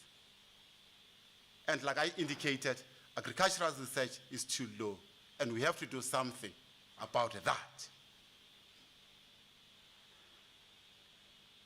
Colleagues, I'm going to take a second and try to zoom into this.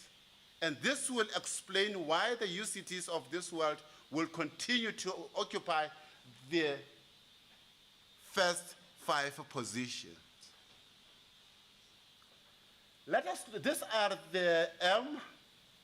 the master's enrollments in 2018, the Ds in 2018, then the master's in 2019 up to 2020.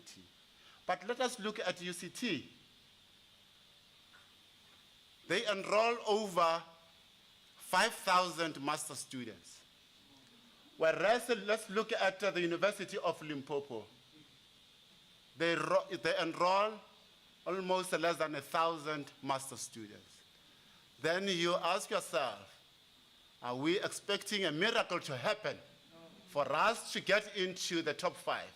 That will never happen. And I'm putting my head on the block to say, in the coming 20 years, Professor Oliola, I'm not so sure whether you agree with me. In the coming 20 years, the status quo will remain. Unless something drastic, something huge, that I don't even know what it is, that can happen to change this. Let us look at UKZN, look at the enrollments in there. Let us look at UNISA. UNISA, we do have an advantage because of the mode of our delivery. Because with undergrad, we are aware of the fact that we are going through hybrid kind of a mode. Then even the postgrad, we take advantage of that. So these 2 universities, remember, they do have huge medical schools. They can zoom into clinical studies, they can zoom into case studies, and at the end, they produce those kind of performances that I shared with you earlier on. I'm not going to bore with you with funding agencies, but what I can tell you is, as academics, let us promote the culture of getting external funding. There is a website that the address, I'm sharing this with you now, that you can visit, and please let us encourage our students to apply for those funding. Now I'm coming to a very interesting graph in here, the research output grants. I'm just going to concentrate on the doctoral and the master's graduates. We have, for 2022, 127,962 for a master's, and we do and for the doctoral will be that figure, you multiply that by 3. Some of you are already trying to find out as to what about our research incentives? Yes, there will always be the research incentives that will be given to your universities. But before it gets to your pocket, you know what will happen to that. There will be some cutting. There will be some tax implications. And once it gets to your pocket, it's really, really fragmented. In my concluding remarks, I want to share with you the following. From what we have just witnessed, there is a need for the government to increase its funding, especially to the HDUs, the historically disadvantaged universities. Student bursaries must be made accessible. And again, the complexities of completing some of the applications. Let me pick up NRF for an example. It's really, really embarrassing. Because, for some of our students, it is really difficult to understand what is really required in those application forms. And once they cannot furnish correct information, obviously they are not going to have access to those bursaries. Supervisors' incentives, this also has to be increased. I thought as much, Professor Uliolo. I can tell from your eyes that you really, really want this to be increased. And again, if we are really serious about Africanizing science, then you have to collaborate with African universities. People are eager to collaborate with universities in the UK. They're eager to collaborate with universities in Mauritius. They're eager to collaborate with universities in the US. But the research project in there has got nothing to do with the African continent. We cannot do that. And the funding agencies, like I indicated, they have to come on board. Government has to address the imbalances of the past, and in here I'm looking at the infrastructure. Yes, we do have enrollment targets, but if you don't have the infrastructure, where are you going to place those students? And again, in terms of technology advancement, if the government is serious about its citizens going into the 4IR space, then we have to empower them. And if we can do that, then we can be able to empower our students and sit nicely over in there without even even knowing or understanding the risk that can be there in terms of the weight of this particular student. So if we don't do that, then we are having serious problems. But I'm happy that the government is really trying its best in addressing some of these challenges that I've highlighted. And these are the references that I've put forward. And with that, thank you very much for listening.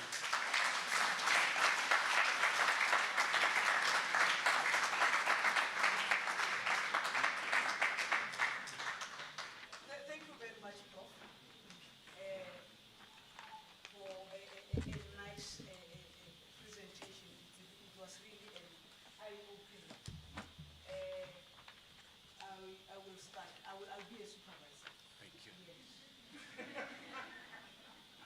I heard about the increase in you really motivated me. Thank you very much. I will take 0, 1, 2 questions. 0, 1, 2. 0 is a number that is very powerful.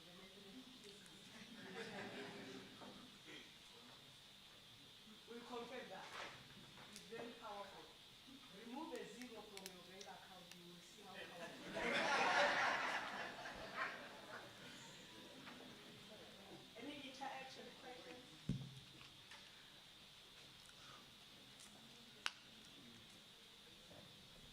Thank you very much. Yes, you are. Prof, a quick question. Where's SMU ranked? Because I saw the rankings and you didn't include us. Where are we? Thank you very much. If you were really awake when I was doing the presentation, I indicated that that was deliberately omitted. But I can indicate that you are actually safe. You are above 100 in terms of general units.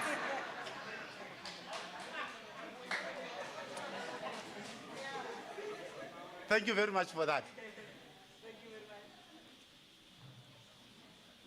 Another question here, Prof? Yeah, okay. Mine is not a question. Thank you so much for your presentation. Just to answer, we are now on number 16 in South Africa. We've done so well for the past 2 years. And you see, Prof Lebelo was unable to put it up because he thought we would not do well. And we are now so good. Excellent. Thank you, Prof.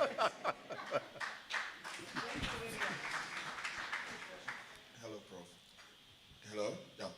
I wanted to find out, you know, in what you were telling us about the decision of your university roping in Prof Mohale as one of the think tanks after his retirement. I'm not sure what is happening. I know the people who are in the university, our university, are not here. But I don't know whether you are aware of what they're doing to those who are retiring or going to retire. Because a lot of information will be going with the retirees and not staying there.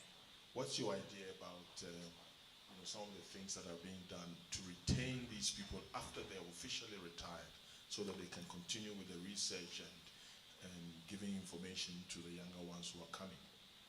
Thank you very much for that question. Program Director, can I respond to that? Yes. Thank you very much. Yes, like I indicated, UNISA has this initiative, and it's long that it has been in place. And the purpose was to say, people retiring at the age of 65, I mean, the talent will be wasted. I know for a fact that somewhere in 2010, if I'm not mistaken, there was a move from the government to say some of the academics will retire at the age of 85. But now, from a physiology point of view, at that age, there could be some other health-related conditions that can make it difficult for one to continue with that. But in my opinion, that will be a great move, because with supervisors, as they get older, they are exposed to all kinds of supervisory tricks. It will always be important to retain them so that, number one, they can continue with the contribution of student supervision, and number two, they can be able to mentor the upcoming researchers, upcoming novice supervisors. So if we allow them to go, in 10 years to come, they are going to have a serious crisis. That will be my opinion on that. It will be quite nice if other universities can do that, can follow suit to say, let us create a platform to retain all the outstanding scholars that are in there. It is a robust process and quite rigorous in the sense that we also check on your research performance throughout the years. I mean, we cannot appoint somebody whose last research article was published in 1962 and appoint him today. We cannot do that. But when we look at the profile and we are happy with that, then we can do that. Did I answer your question? Thank you very much. The last question then? Thank you, Prof, for a lovely presentation. I just have one question. I think maybe it can be an advice, specifically like for some of us who are still new in this supervision role. In terms of like the student supervisor ratio, what is an ideal ratio? And if maybe the ratio is too low or if it's too high, what are the dangers? It's a very good question. When I was the chair of the Department of Life and Consumer Sciences, we always wrestled with that. I would say a normal student, I'm talking about postgraduate students now, a normal student supervisor ratio will be 1:5. A normal. I'm not talking about taking students for the sake of taking them. I'm talking about taking students and ensuring that effective supervisory exercise will take place. That is a very tricky thing, especially with some of the universities. And in here, I'm going to include UNISA. We had candidates whereby one student will supervise 17. And with those applications, I will say, how on earth, I'm struggling to get 5 projects. How on earth are you going to get 17 exciting, now let me underscore that, exciting projects? So certainly there should be a way in which you trim that. And in that year, I think it was around 2016, I had to do research with other universities. And I know for a fact that with the University of Limpopo, that's where 1:5 is really, really recommended. And it's an ideal number.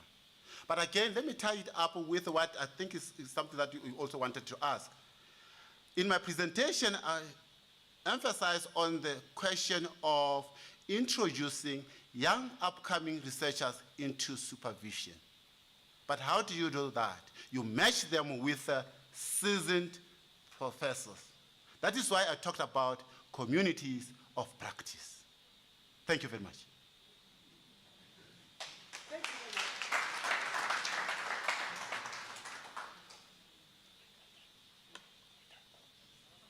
Oh, okay. I'm taking the last question. Thank you. I started by saying I'll take 2. Yes, that is the last question. Okay, thank you very much, Program Director. Professor Levilo, thank you for the very interesting talk. And your advice are well noted. I've got a question regarding the retired professors. UNISA retain them as what? As still permanent employers, or they've got a unique title? Thank you very much. Can I respond? Yes. Thank you. The institution retains them as academic associates. My colleague is here, Dr. Mukombo, can attest to that. But in that, we do have 3 categories. We have a research fellow, extraordinary professor, and the honorary professor. So what I said, Professor Mohale was going to fall under honorary professor. And we place our candidates based on their research profiles. The second question, are they permanent employees? No, they are not, but they continue on supervising. The other question, I know it's a follow-up question. Where are they going to get money? After 2 years, once the students have graduated, there is an incentive assigned to them. And they can easily, because they are university employees in codes, they can easily claim for that money. Yeah, after 2 years. Remember, DHEAD will pay after 2 years. And I can safely say the money is quite handsome. Thank you very much. My last request is to get your presentation, if possible. Can you please report? Share your presentation with us, if possible. You see, I have to go through protocols. I have to check with Dr. Rololo first. Thank you. I think this will be my last question. Thank you. Professor Mabi will be the last.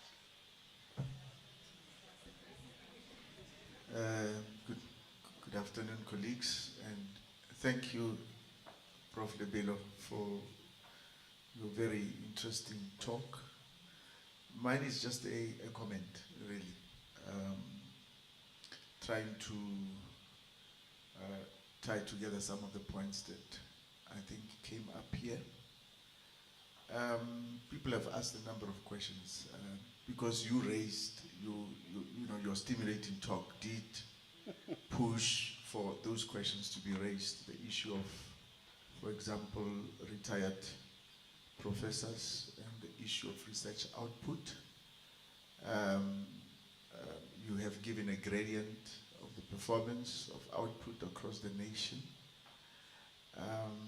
And people have, there has been questions that were raised even around the rankings, simply because of the stimulation that came out of your presentation. Let me just raise to the colleagues one important thing which DHEAD tries to emphasize, not only DHET, but also CHE.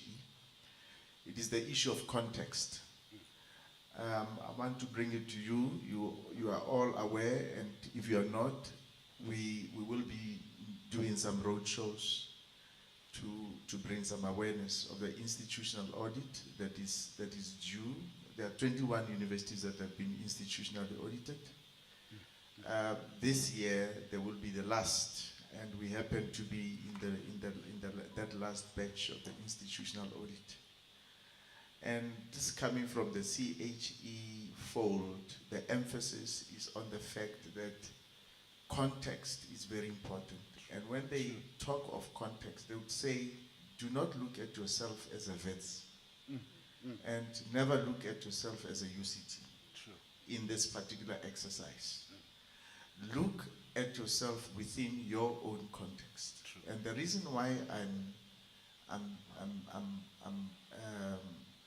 highlighting the idea of context is, as much as we see the beauties that we are seeing and the profiles that are being painted, your KwaZulu-Natals appearing to be coming out in terms of output, know that in the country, the government or DHET sees different universities as fitting at different points of the landscape or the gradient. Matter of fact, there are those institutions that are called research intensive. Matter of fact, there are those that are mostly focused on teaching. And there could be those that are a mix of the two. So as we see these kind of outputs also appearing, it should be within the realization of the context that we match ourselves. I know there were questions. As the presenter was making questions, he would be saying, look at where UL is, look at why should this one be there? But that is answered by context. Because if you don't understand context, then you misinterpret and misunderstand and fail to realize the limitations, and not only limitations always, but context within which we are operating, whether you are a teaching institution, a research intensive institution, or a mixed. And because of where we are placed, even support and funding comes that way. And you may find yourself that as SMU, we are not meant to be a research intensive. And depending on where we are, for I don't know, UNISA has got a policy of absorbing their highly competing horses on their way out. And you may be asking a question. It is all in the question of the context and what you are set out to achieve. And there's another issue that's called workload model.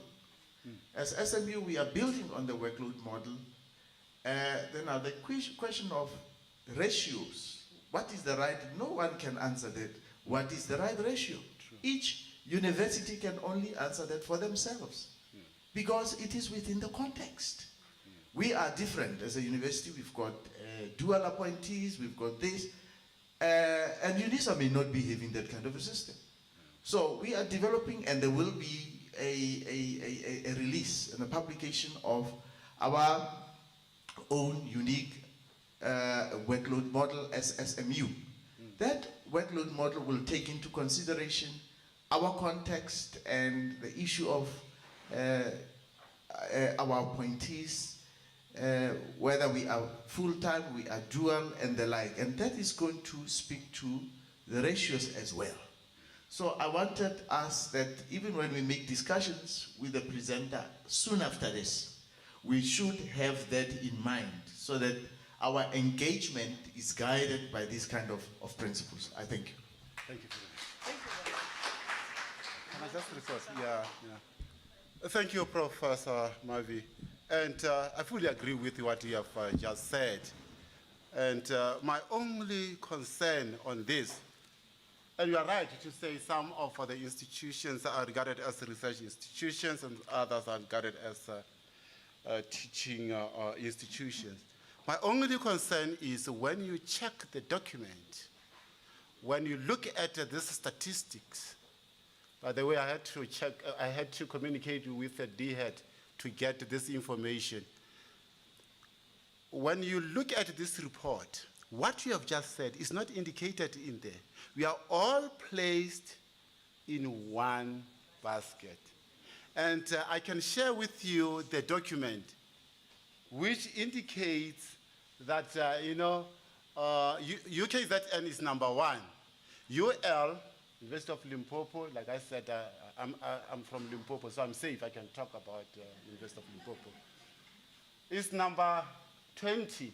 They don't say, but there are issues in terms of infrastructure and geographical location. I mean, you take a student who's here in Gauteng, and he gets an offer from University of Limpopo and another offer from UKZN. If I can ask you, where will this candidate go?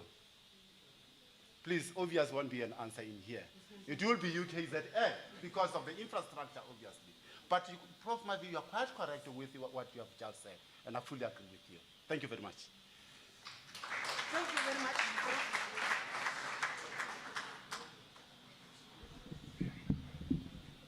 Let's clap hands again for Professor.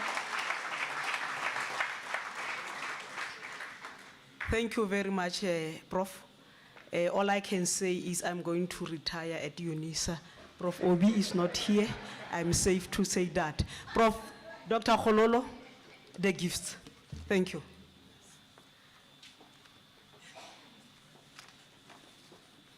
Thank you very much, Program Director.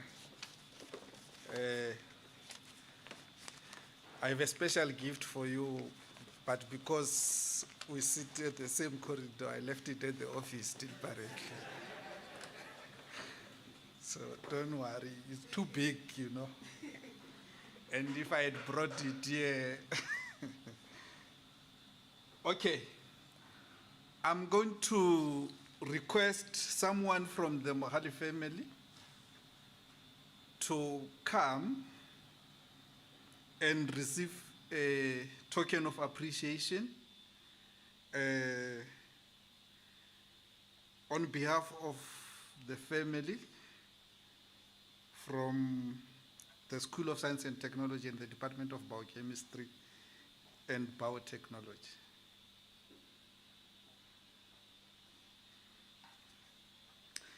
This certificate of appreciation is presented to the Mogale family in appreciation of their presence at the inaugural Prof Mototelo Alfred Mogale Memorial Lecture.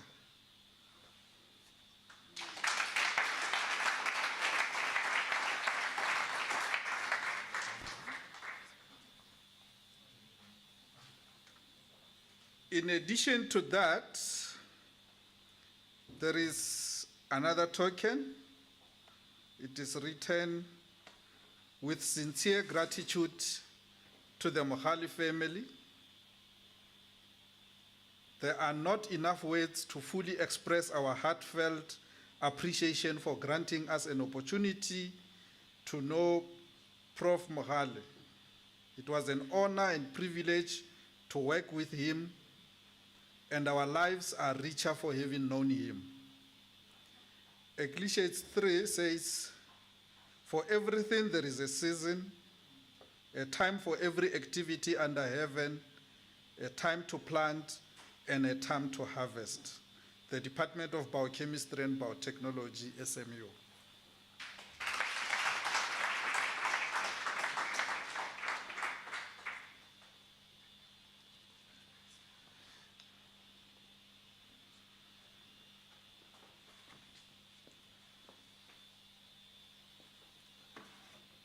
Okay.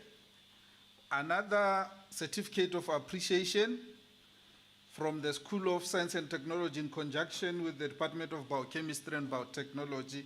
I would like to request our keynote speaker to ascend to the fore.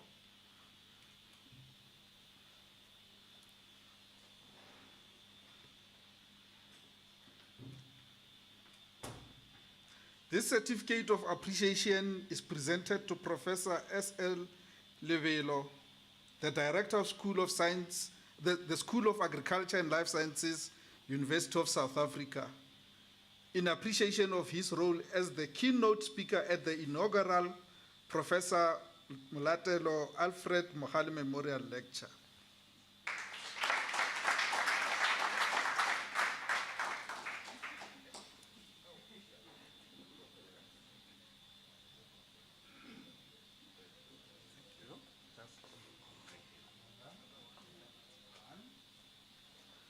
Another token of appreciation, the Department of Biochemistry and Biotechnology at the Sefako Makgatho Health Sciences University presents a token of thanks to Professor S.L. Levelo in appreciation of your role as a keynote speaker at the inaugural Professor Mototelo Alfred Mogale Memorial Lecture.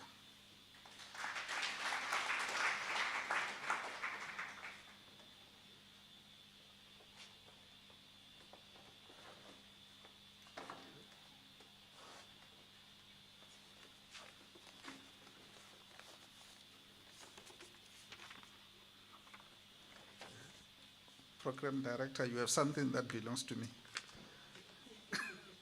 You have a certain page that originally belonged to me.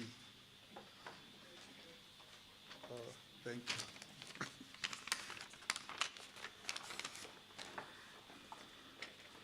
Colleagues,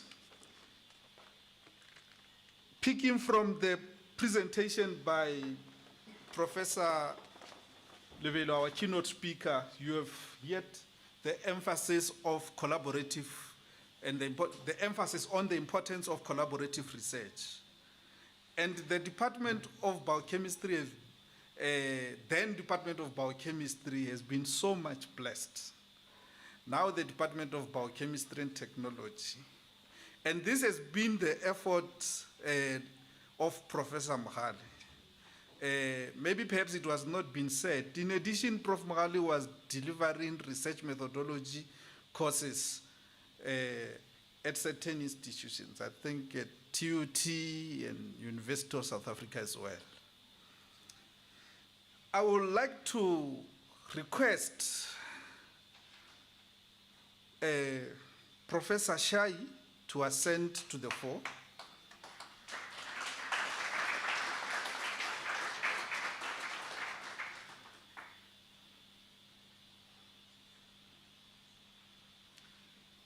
We have a certificate of appreciation presented by the School of Science and Technology in conjunction with the Department of Biochemistry and Biotechnology. This certificate is presented to Professor L.J. Shai of the Department of Biomedical Sciences, Tshwane University of Technology, in recognition of his contribution to research output in the Department of Biochemistry and Biotechnology at Sefako Makgatho Health Sciences University. More could have been said, but the size of the paper was very limiting. Professor Shai.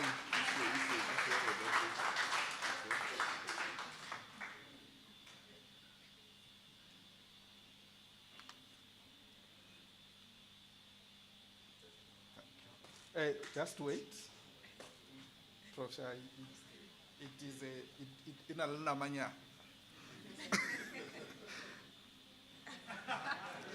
With our greatest appreciation, we hereby present Professor L.J. Shai with this award in recognition of your contribution to research output in the Department of Biochemistry and Biotechnology at Sefako Makgatho Health Sciences University.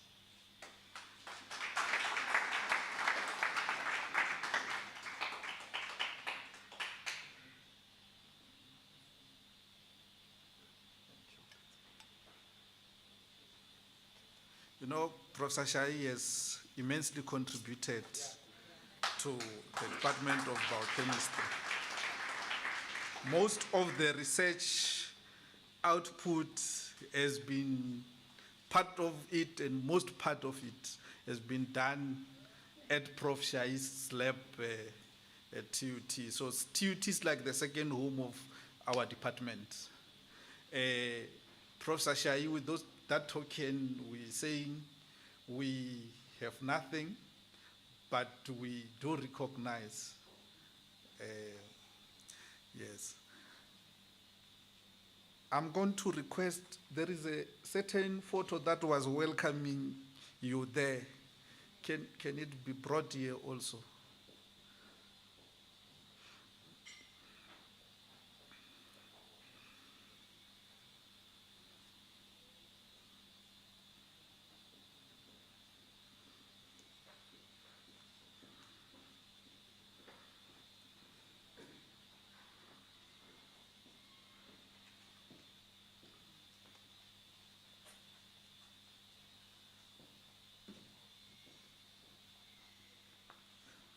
Thank you very much, thank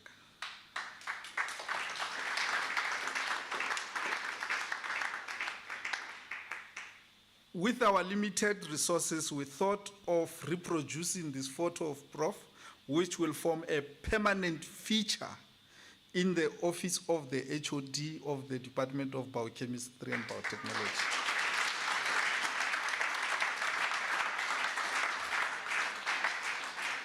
Thank you, Program Director.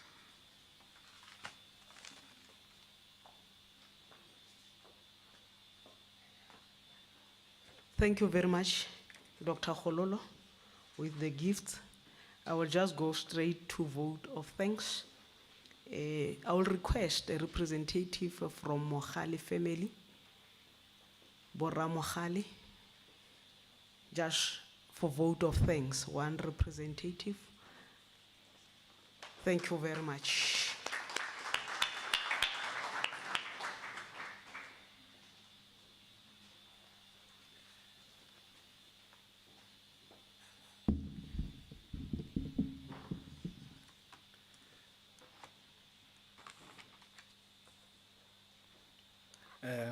Kalewa, Program Director.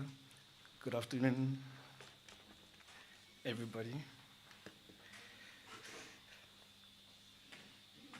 It's a real honor. It's a real honor.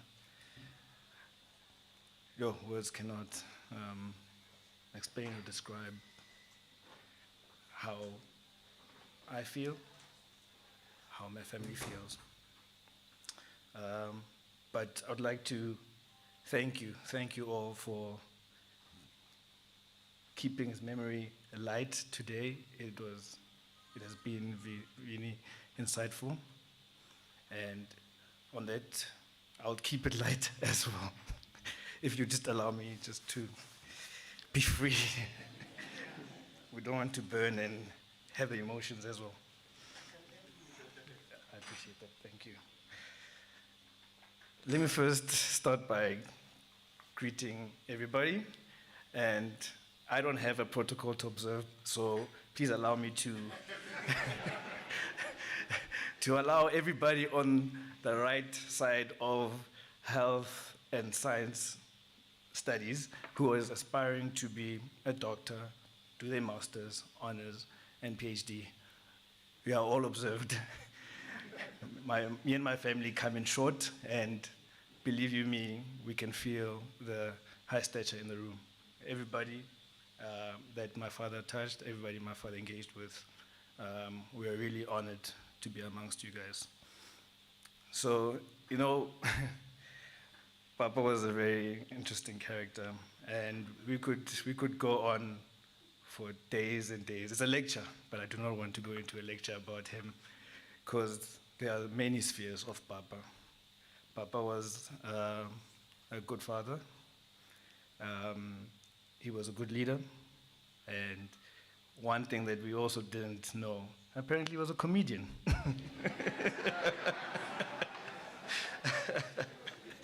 You know, one of my high school mates was lectured by Papa, and he realized on Facebook who my father was.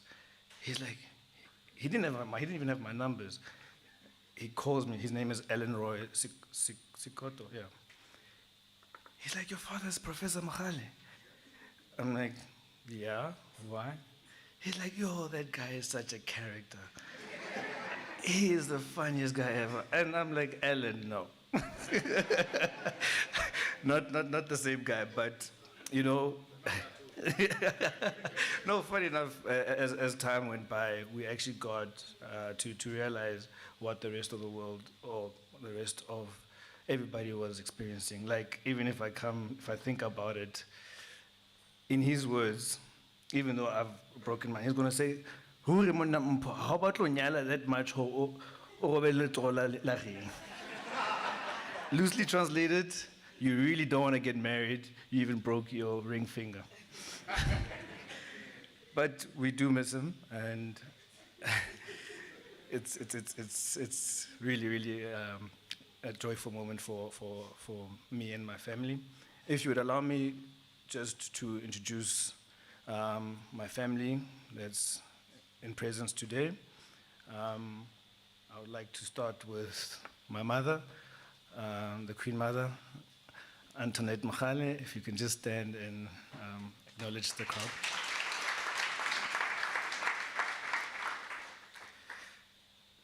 My amazing aunt, Kolobe Bofelo, Rakgadi Joanna Matilo. My brother, who is the son of Rakgadi, Mashudu Matibe. My father's beautiful daughter, or let me rather say our beautiful daughter, the Lady Mohale. My beautiful sister, Rafile Khekyu. And my adopted brother by marriage, Caesar Khekyu.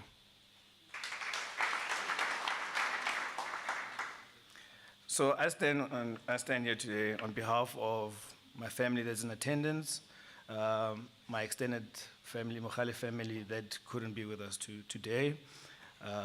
That's both immediate family and extended family, from in-laws to relatives, because that's how big Papa was. He was a giant. And everybody felt his absence when he left us, and especially his ray of joy, his grandson Tato. I've never seen a man who can smile and be irritated at the same time. But there's one thing that little boy did, is make Papa smile, but he'd be like, yes, yes. And his famous line is, "Ma, whose child are you?" And they brought joy to each other's lives, and he is sorely missed. But I just want to actually I've scribbled a few notes all over. Please bear with me while I try to get everything together. I actually wanted to start to actually acknowledge the DVC to say, contrary to belief, the only thing that rang a bell was glucose molecular cells. We don't know much. So those are things that we've heard in passing, glucose molecular cells. And but I think we will make it a mission for the family to actually get some time to actually read up on some of the stuff that Papa has done. One thing he did say, that you can never have enough knowledge, and he was a walk talk kind of guy. What you see is what you get, and he would never shy away from what he has envisioned. Mama has asked me to really thank you. We thought that after his passing, our ties and our relationship would have been severed with Sefako Makgato. But now, hearing that this is going to be an annual event in his honor, it really touched us, and we are really, really, really honored. I don't think there's enough words a person can say really, really, but I cannot express it enough. And on behalf of my family, we thank you once again, and we are looking forward to walking this journey with you. I've been with him, and I've been with Medunsa, then Sefako Makgato, from the day, as far as I can remember. I remember they'd ask me, "What does your dad do?" And all I remember is that he was doing something with animals. And that's what I would say. That's how far back I was. I don't even know if anybody, I know there's some folks in the audience that went back as far as that with me, but I never understood it, but I walked this journey with him, and it's been an honor, and meeting a whole lot of everybody in the room today. To add on to that, I think it's so fitting that there's going to be something erected at the University of Cape Town. Hopefully it will inspire a lady, for those who don't know, she's at the University of Western Cape, to aspire to actually get to UCT and see that. And I think that would be a great goalpost for her, and really appreciate that.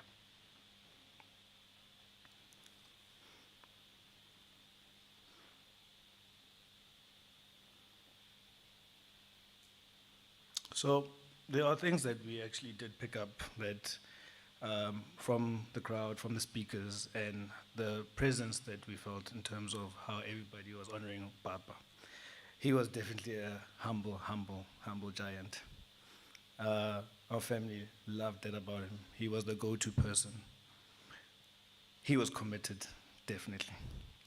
Committed to his family, committed to the Lord, and committed to his work. I've never seen such ever in my life. As a family, we know you take Papa anywhere, there's a laptop coming with, there's I think it's physiology book that's coming with, there's going to be paper to scribble with, there's going to be a pen. I recall a moment after a funeral, well, it wasn't after, it was during a funeral. The funeral was going on and on and on. He had neither of those items on hand, neither. All he kept saying was, yes, what a miserable time. What a waste of a day. And we were like, but it's a funeral. It's like, no. I could be doing something else.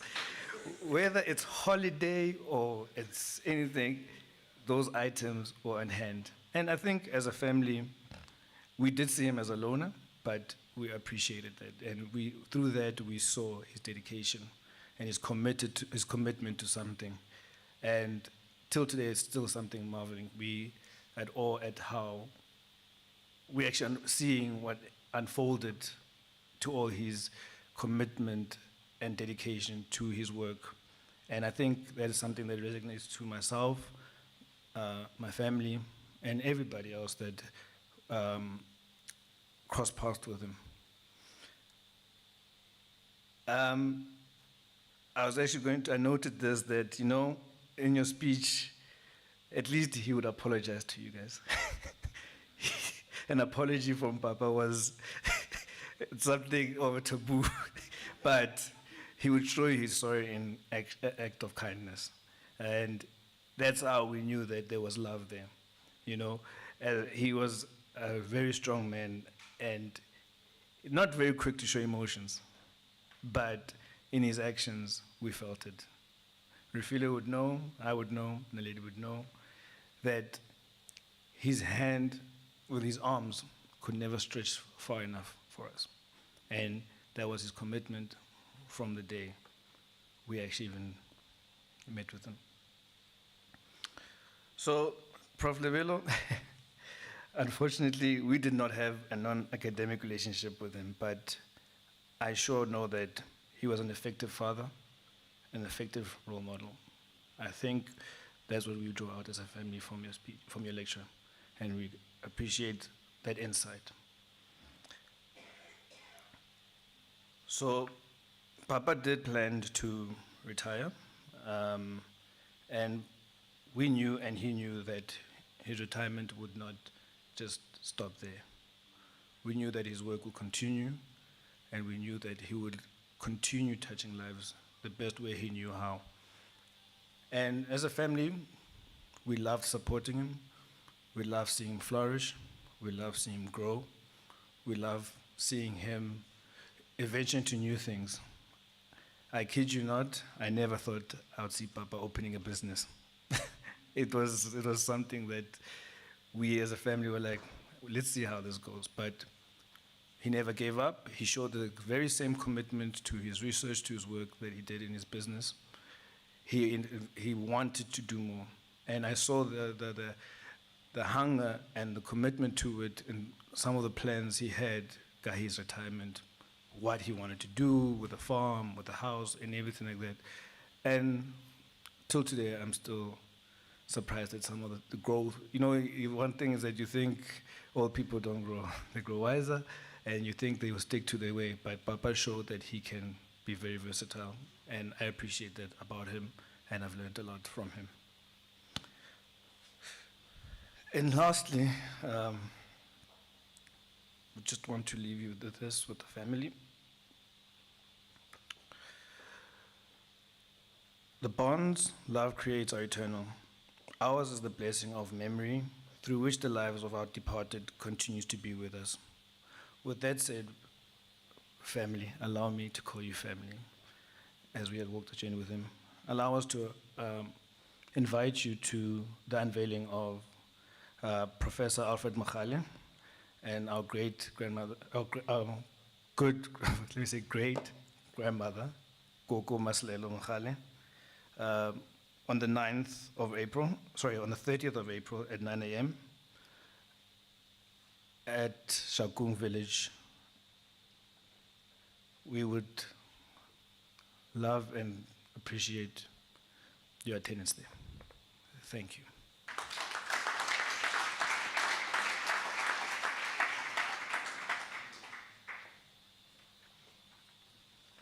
Thank you very much, family. I would like to call Dr. Khololo with vote of thanks. Thank you.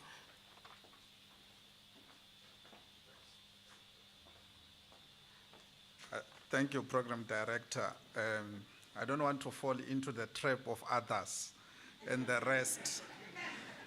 So I would like to thank every one of you here collectively before I go into individual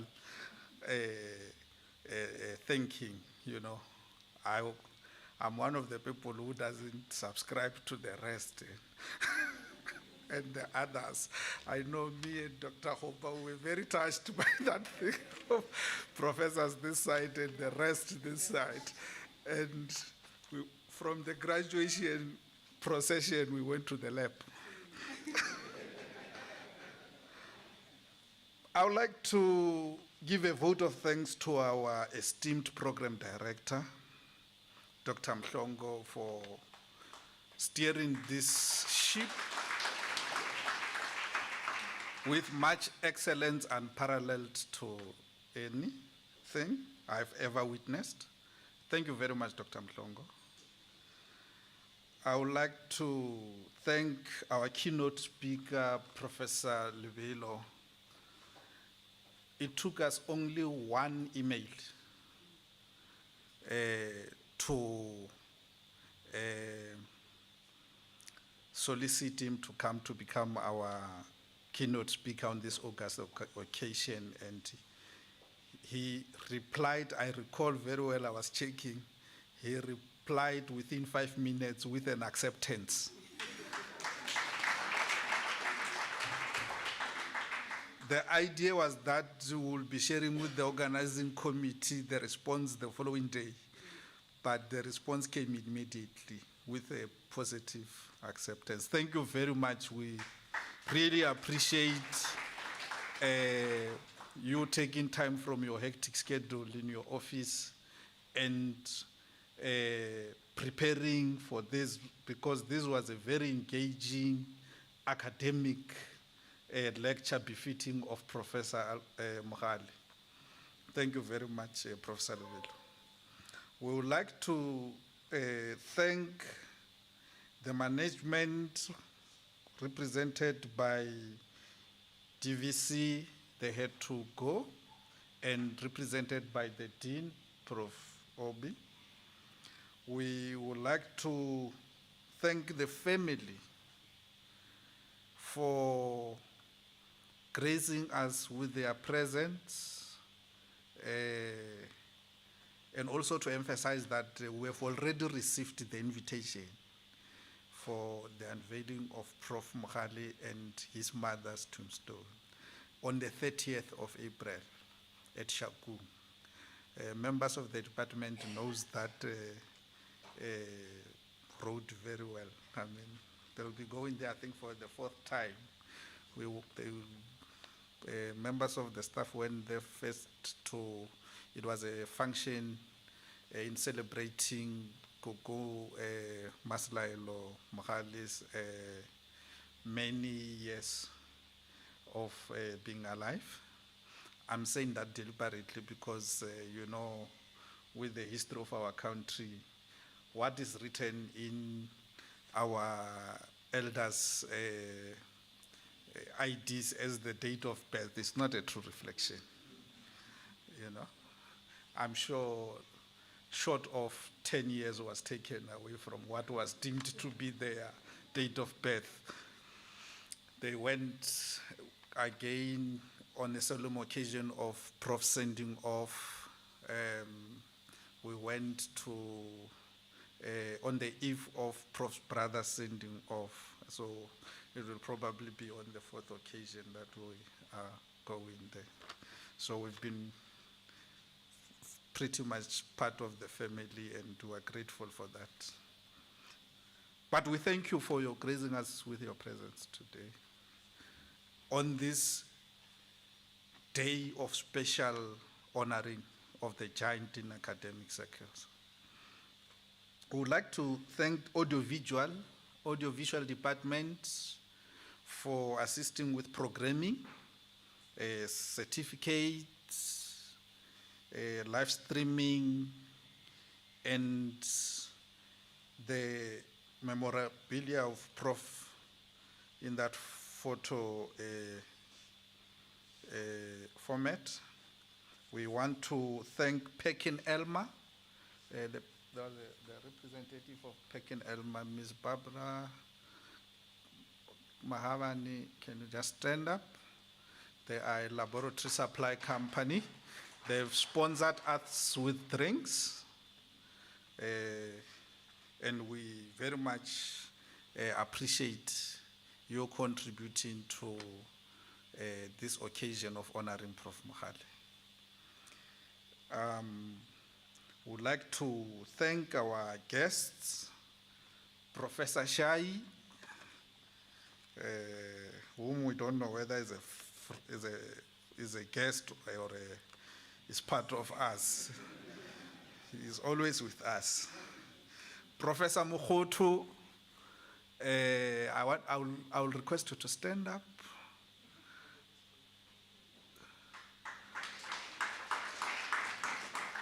Thank you. Professor Mukhotu is actually my MSc supervisor when I was at University of Limpopo. So he has joined us. He's now at UT. Yeah. And he used to drive us everywhere. And then you say, they thought he really gave me confidence in driving. But thanks, Prof, for honoring us with your presence. Yeah. Dr. Mshan.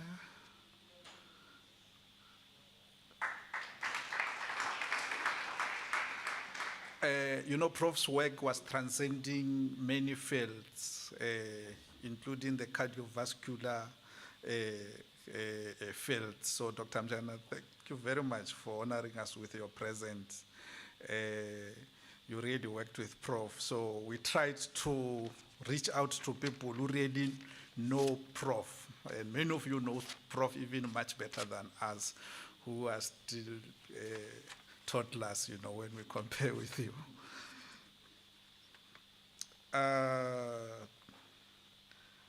Dr. Mkombo.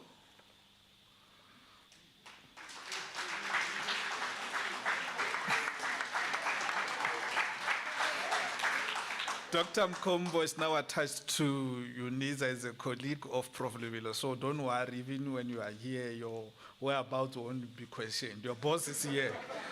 Dr. Mkombo is one of the many postgraduate student supervised by Professor Mohale. That we are calling him Dr. Mkombo and Prof Shai.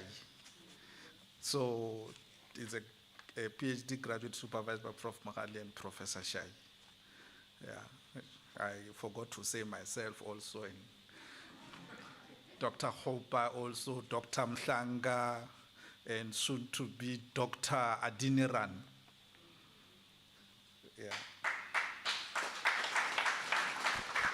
But thanks, Dr. Mkombo, for creating time to come in honor of your mentor. Miss Bridget Mkondo.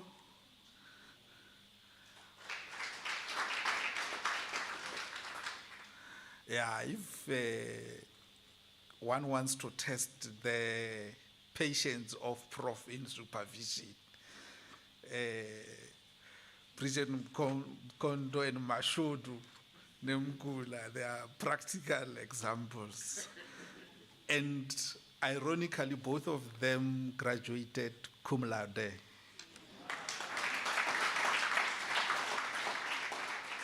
Yeah, Prof used to say, I'm not Tswana speaking, but very patient with them, and they became masters in their own field. Thanks, Bridget, for traveling all the way from Limpopo. It's not far, Limpopo. I go there every weekend. So I'd like to acknowledge Ms. Moloko for representing Professor Munyeki. I might have left during the proceedings, but welcome him. Professor Olohoyo, can you rise the embassy man? You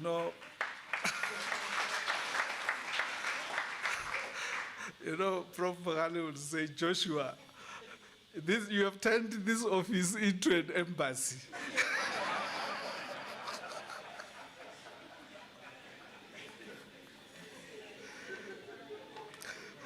But Prof has been a very strong pillar of support to Prof Mohale.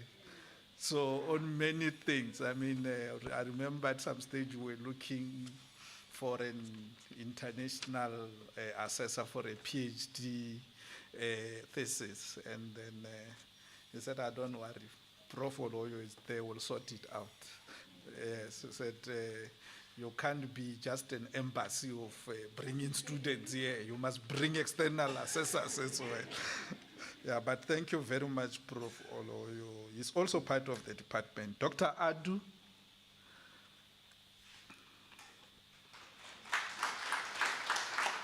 Dr. Adu and Prof, when they were having meetings and you were having an appointment, you are in trouble. Just forget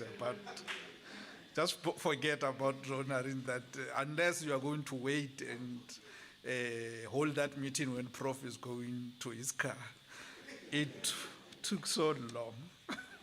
But thank you very much, Dr. Adu. Dr. Adu was also there at the funeral. We walked together to the cemetery, and thank you very much, Dr. Adu. Dr. Mashele.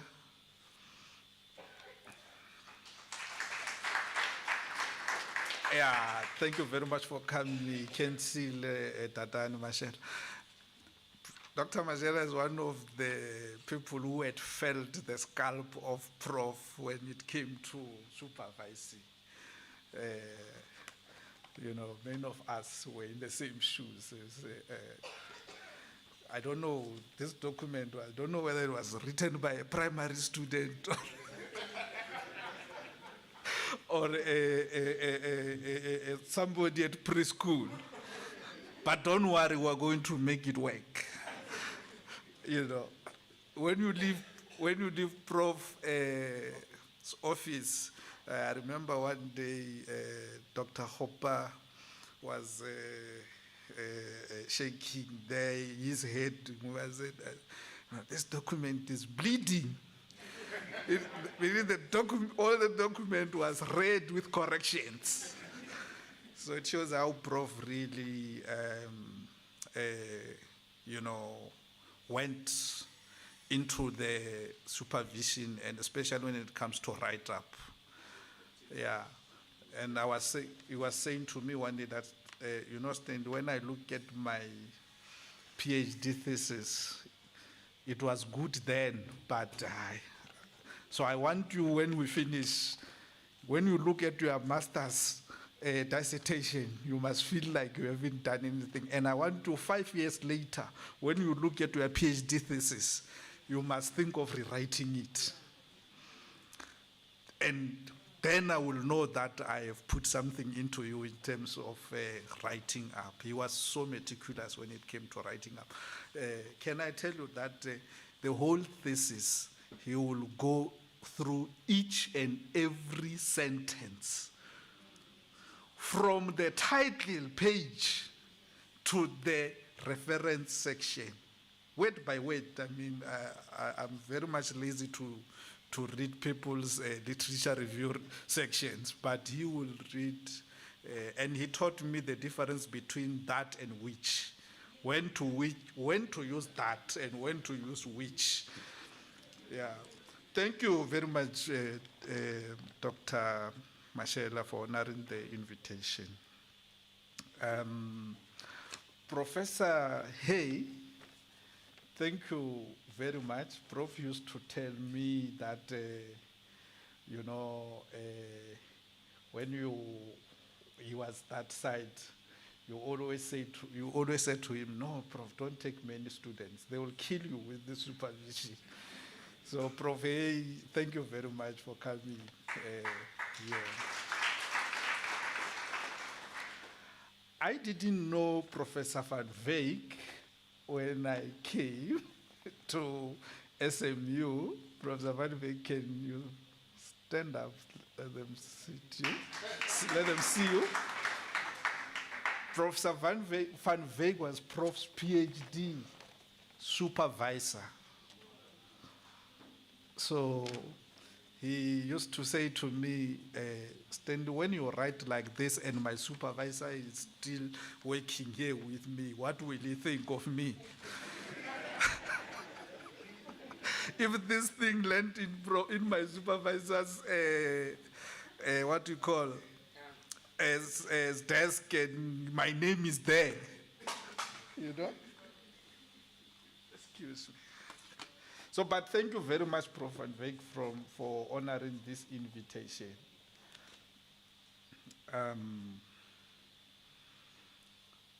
If I had omitted to mention you,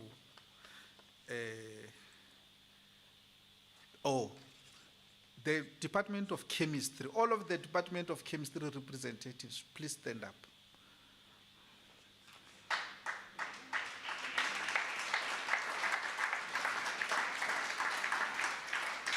There is another member who's waving, is not standing up.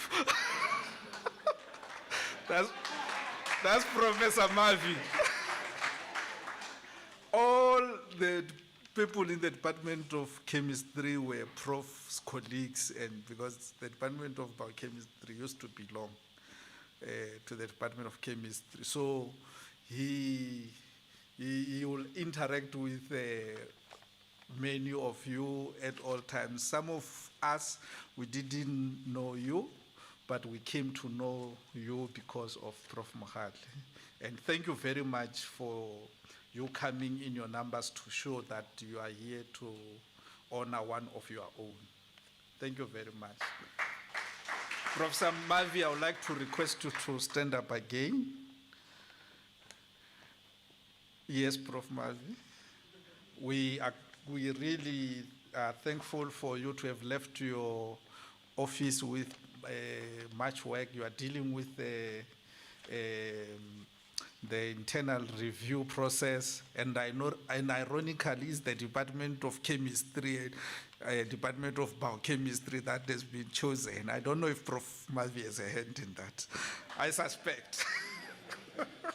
But thank you, Prof, for coming. Prof, you worked with Prof Mohale when you were the director in the department, the dean in the school, the director of the then school, and so on. Yeah.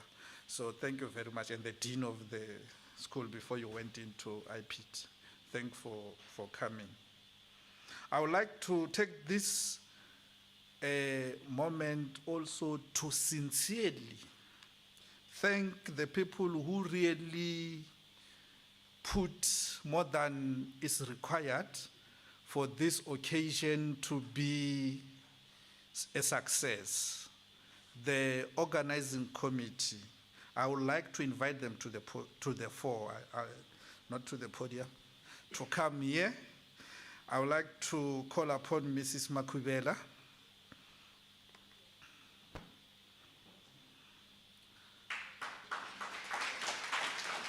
And she must be joined by Mrs. Mate, Mrs. Mate, Ms. Ntai, and Mr. Tsepo Apan.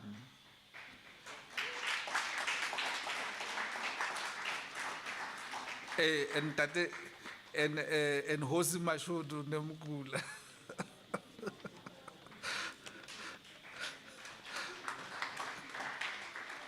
Come here, come here.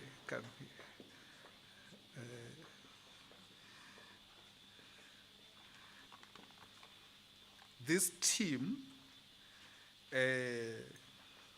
turned a dream into a reality.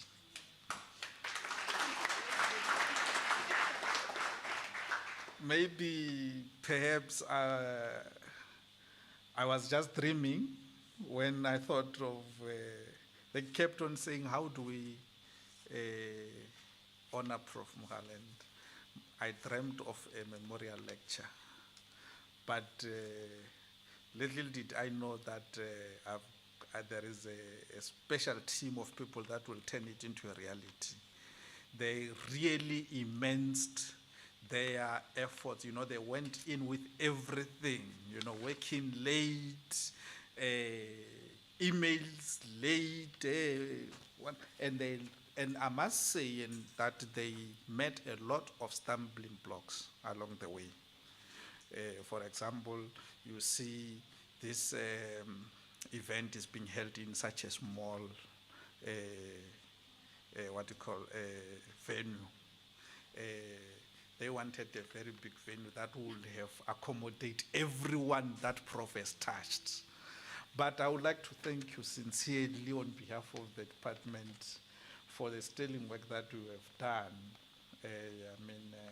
You went beyond the call of duty and ensured that this event becomes a success. I mean, your very insightful inputs,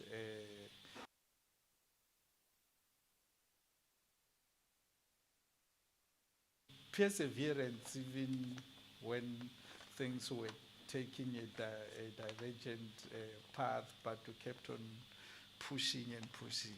At one stage, I left the department. I packed my laptop and left the department saying we failed. But the team kept on going and going and going and going. So we thank you, and we thank you very much. Dr. Hopper, you need to organize something for them. Yeah, thank you very much. Dr. Mhlongo, let me invite you back to the podium. I don't know, or maybe one of you, I don't know if there are announcements. Yes, Dr. Mhlongo. Thank you very much.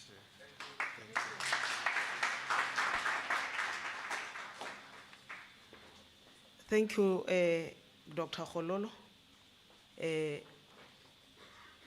As we are closing, I just want to say this with, or a successful professor is the one who will make sure that he produces another professor. And the question to everyone is, how will you be remembered once you leave this planet Earth? How are you going to be remembered? Lunch is in the house.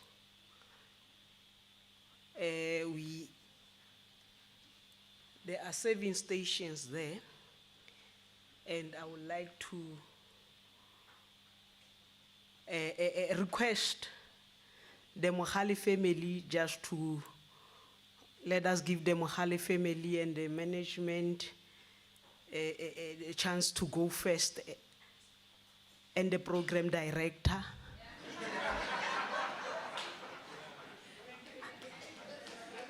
The keynote speaker, and the rest will follow. Thank you very much. Thank you very much. May I take the grace? May I take the grace?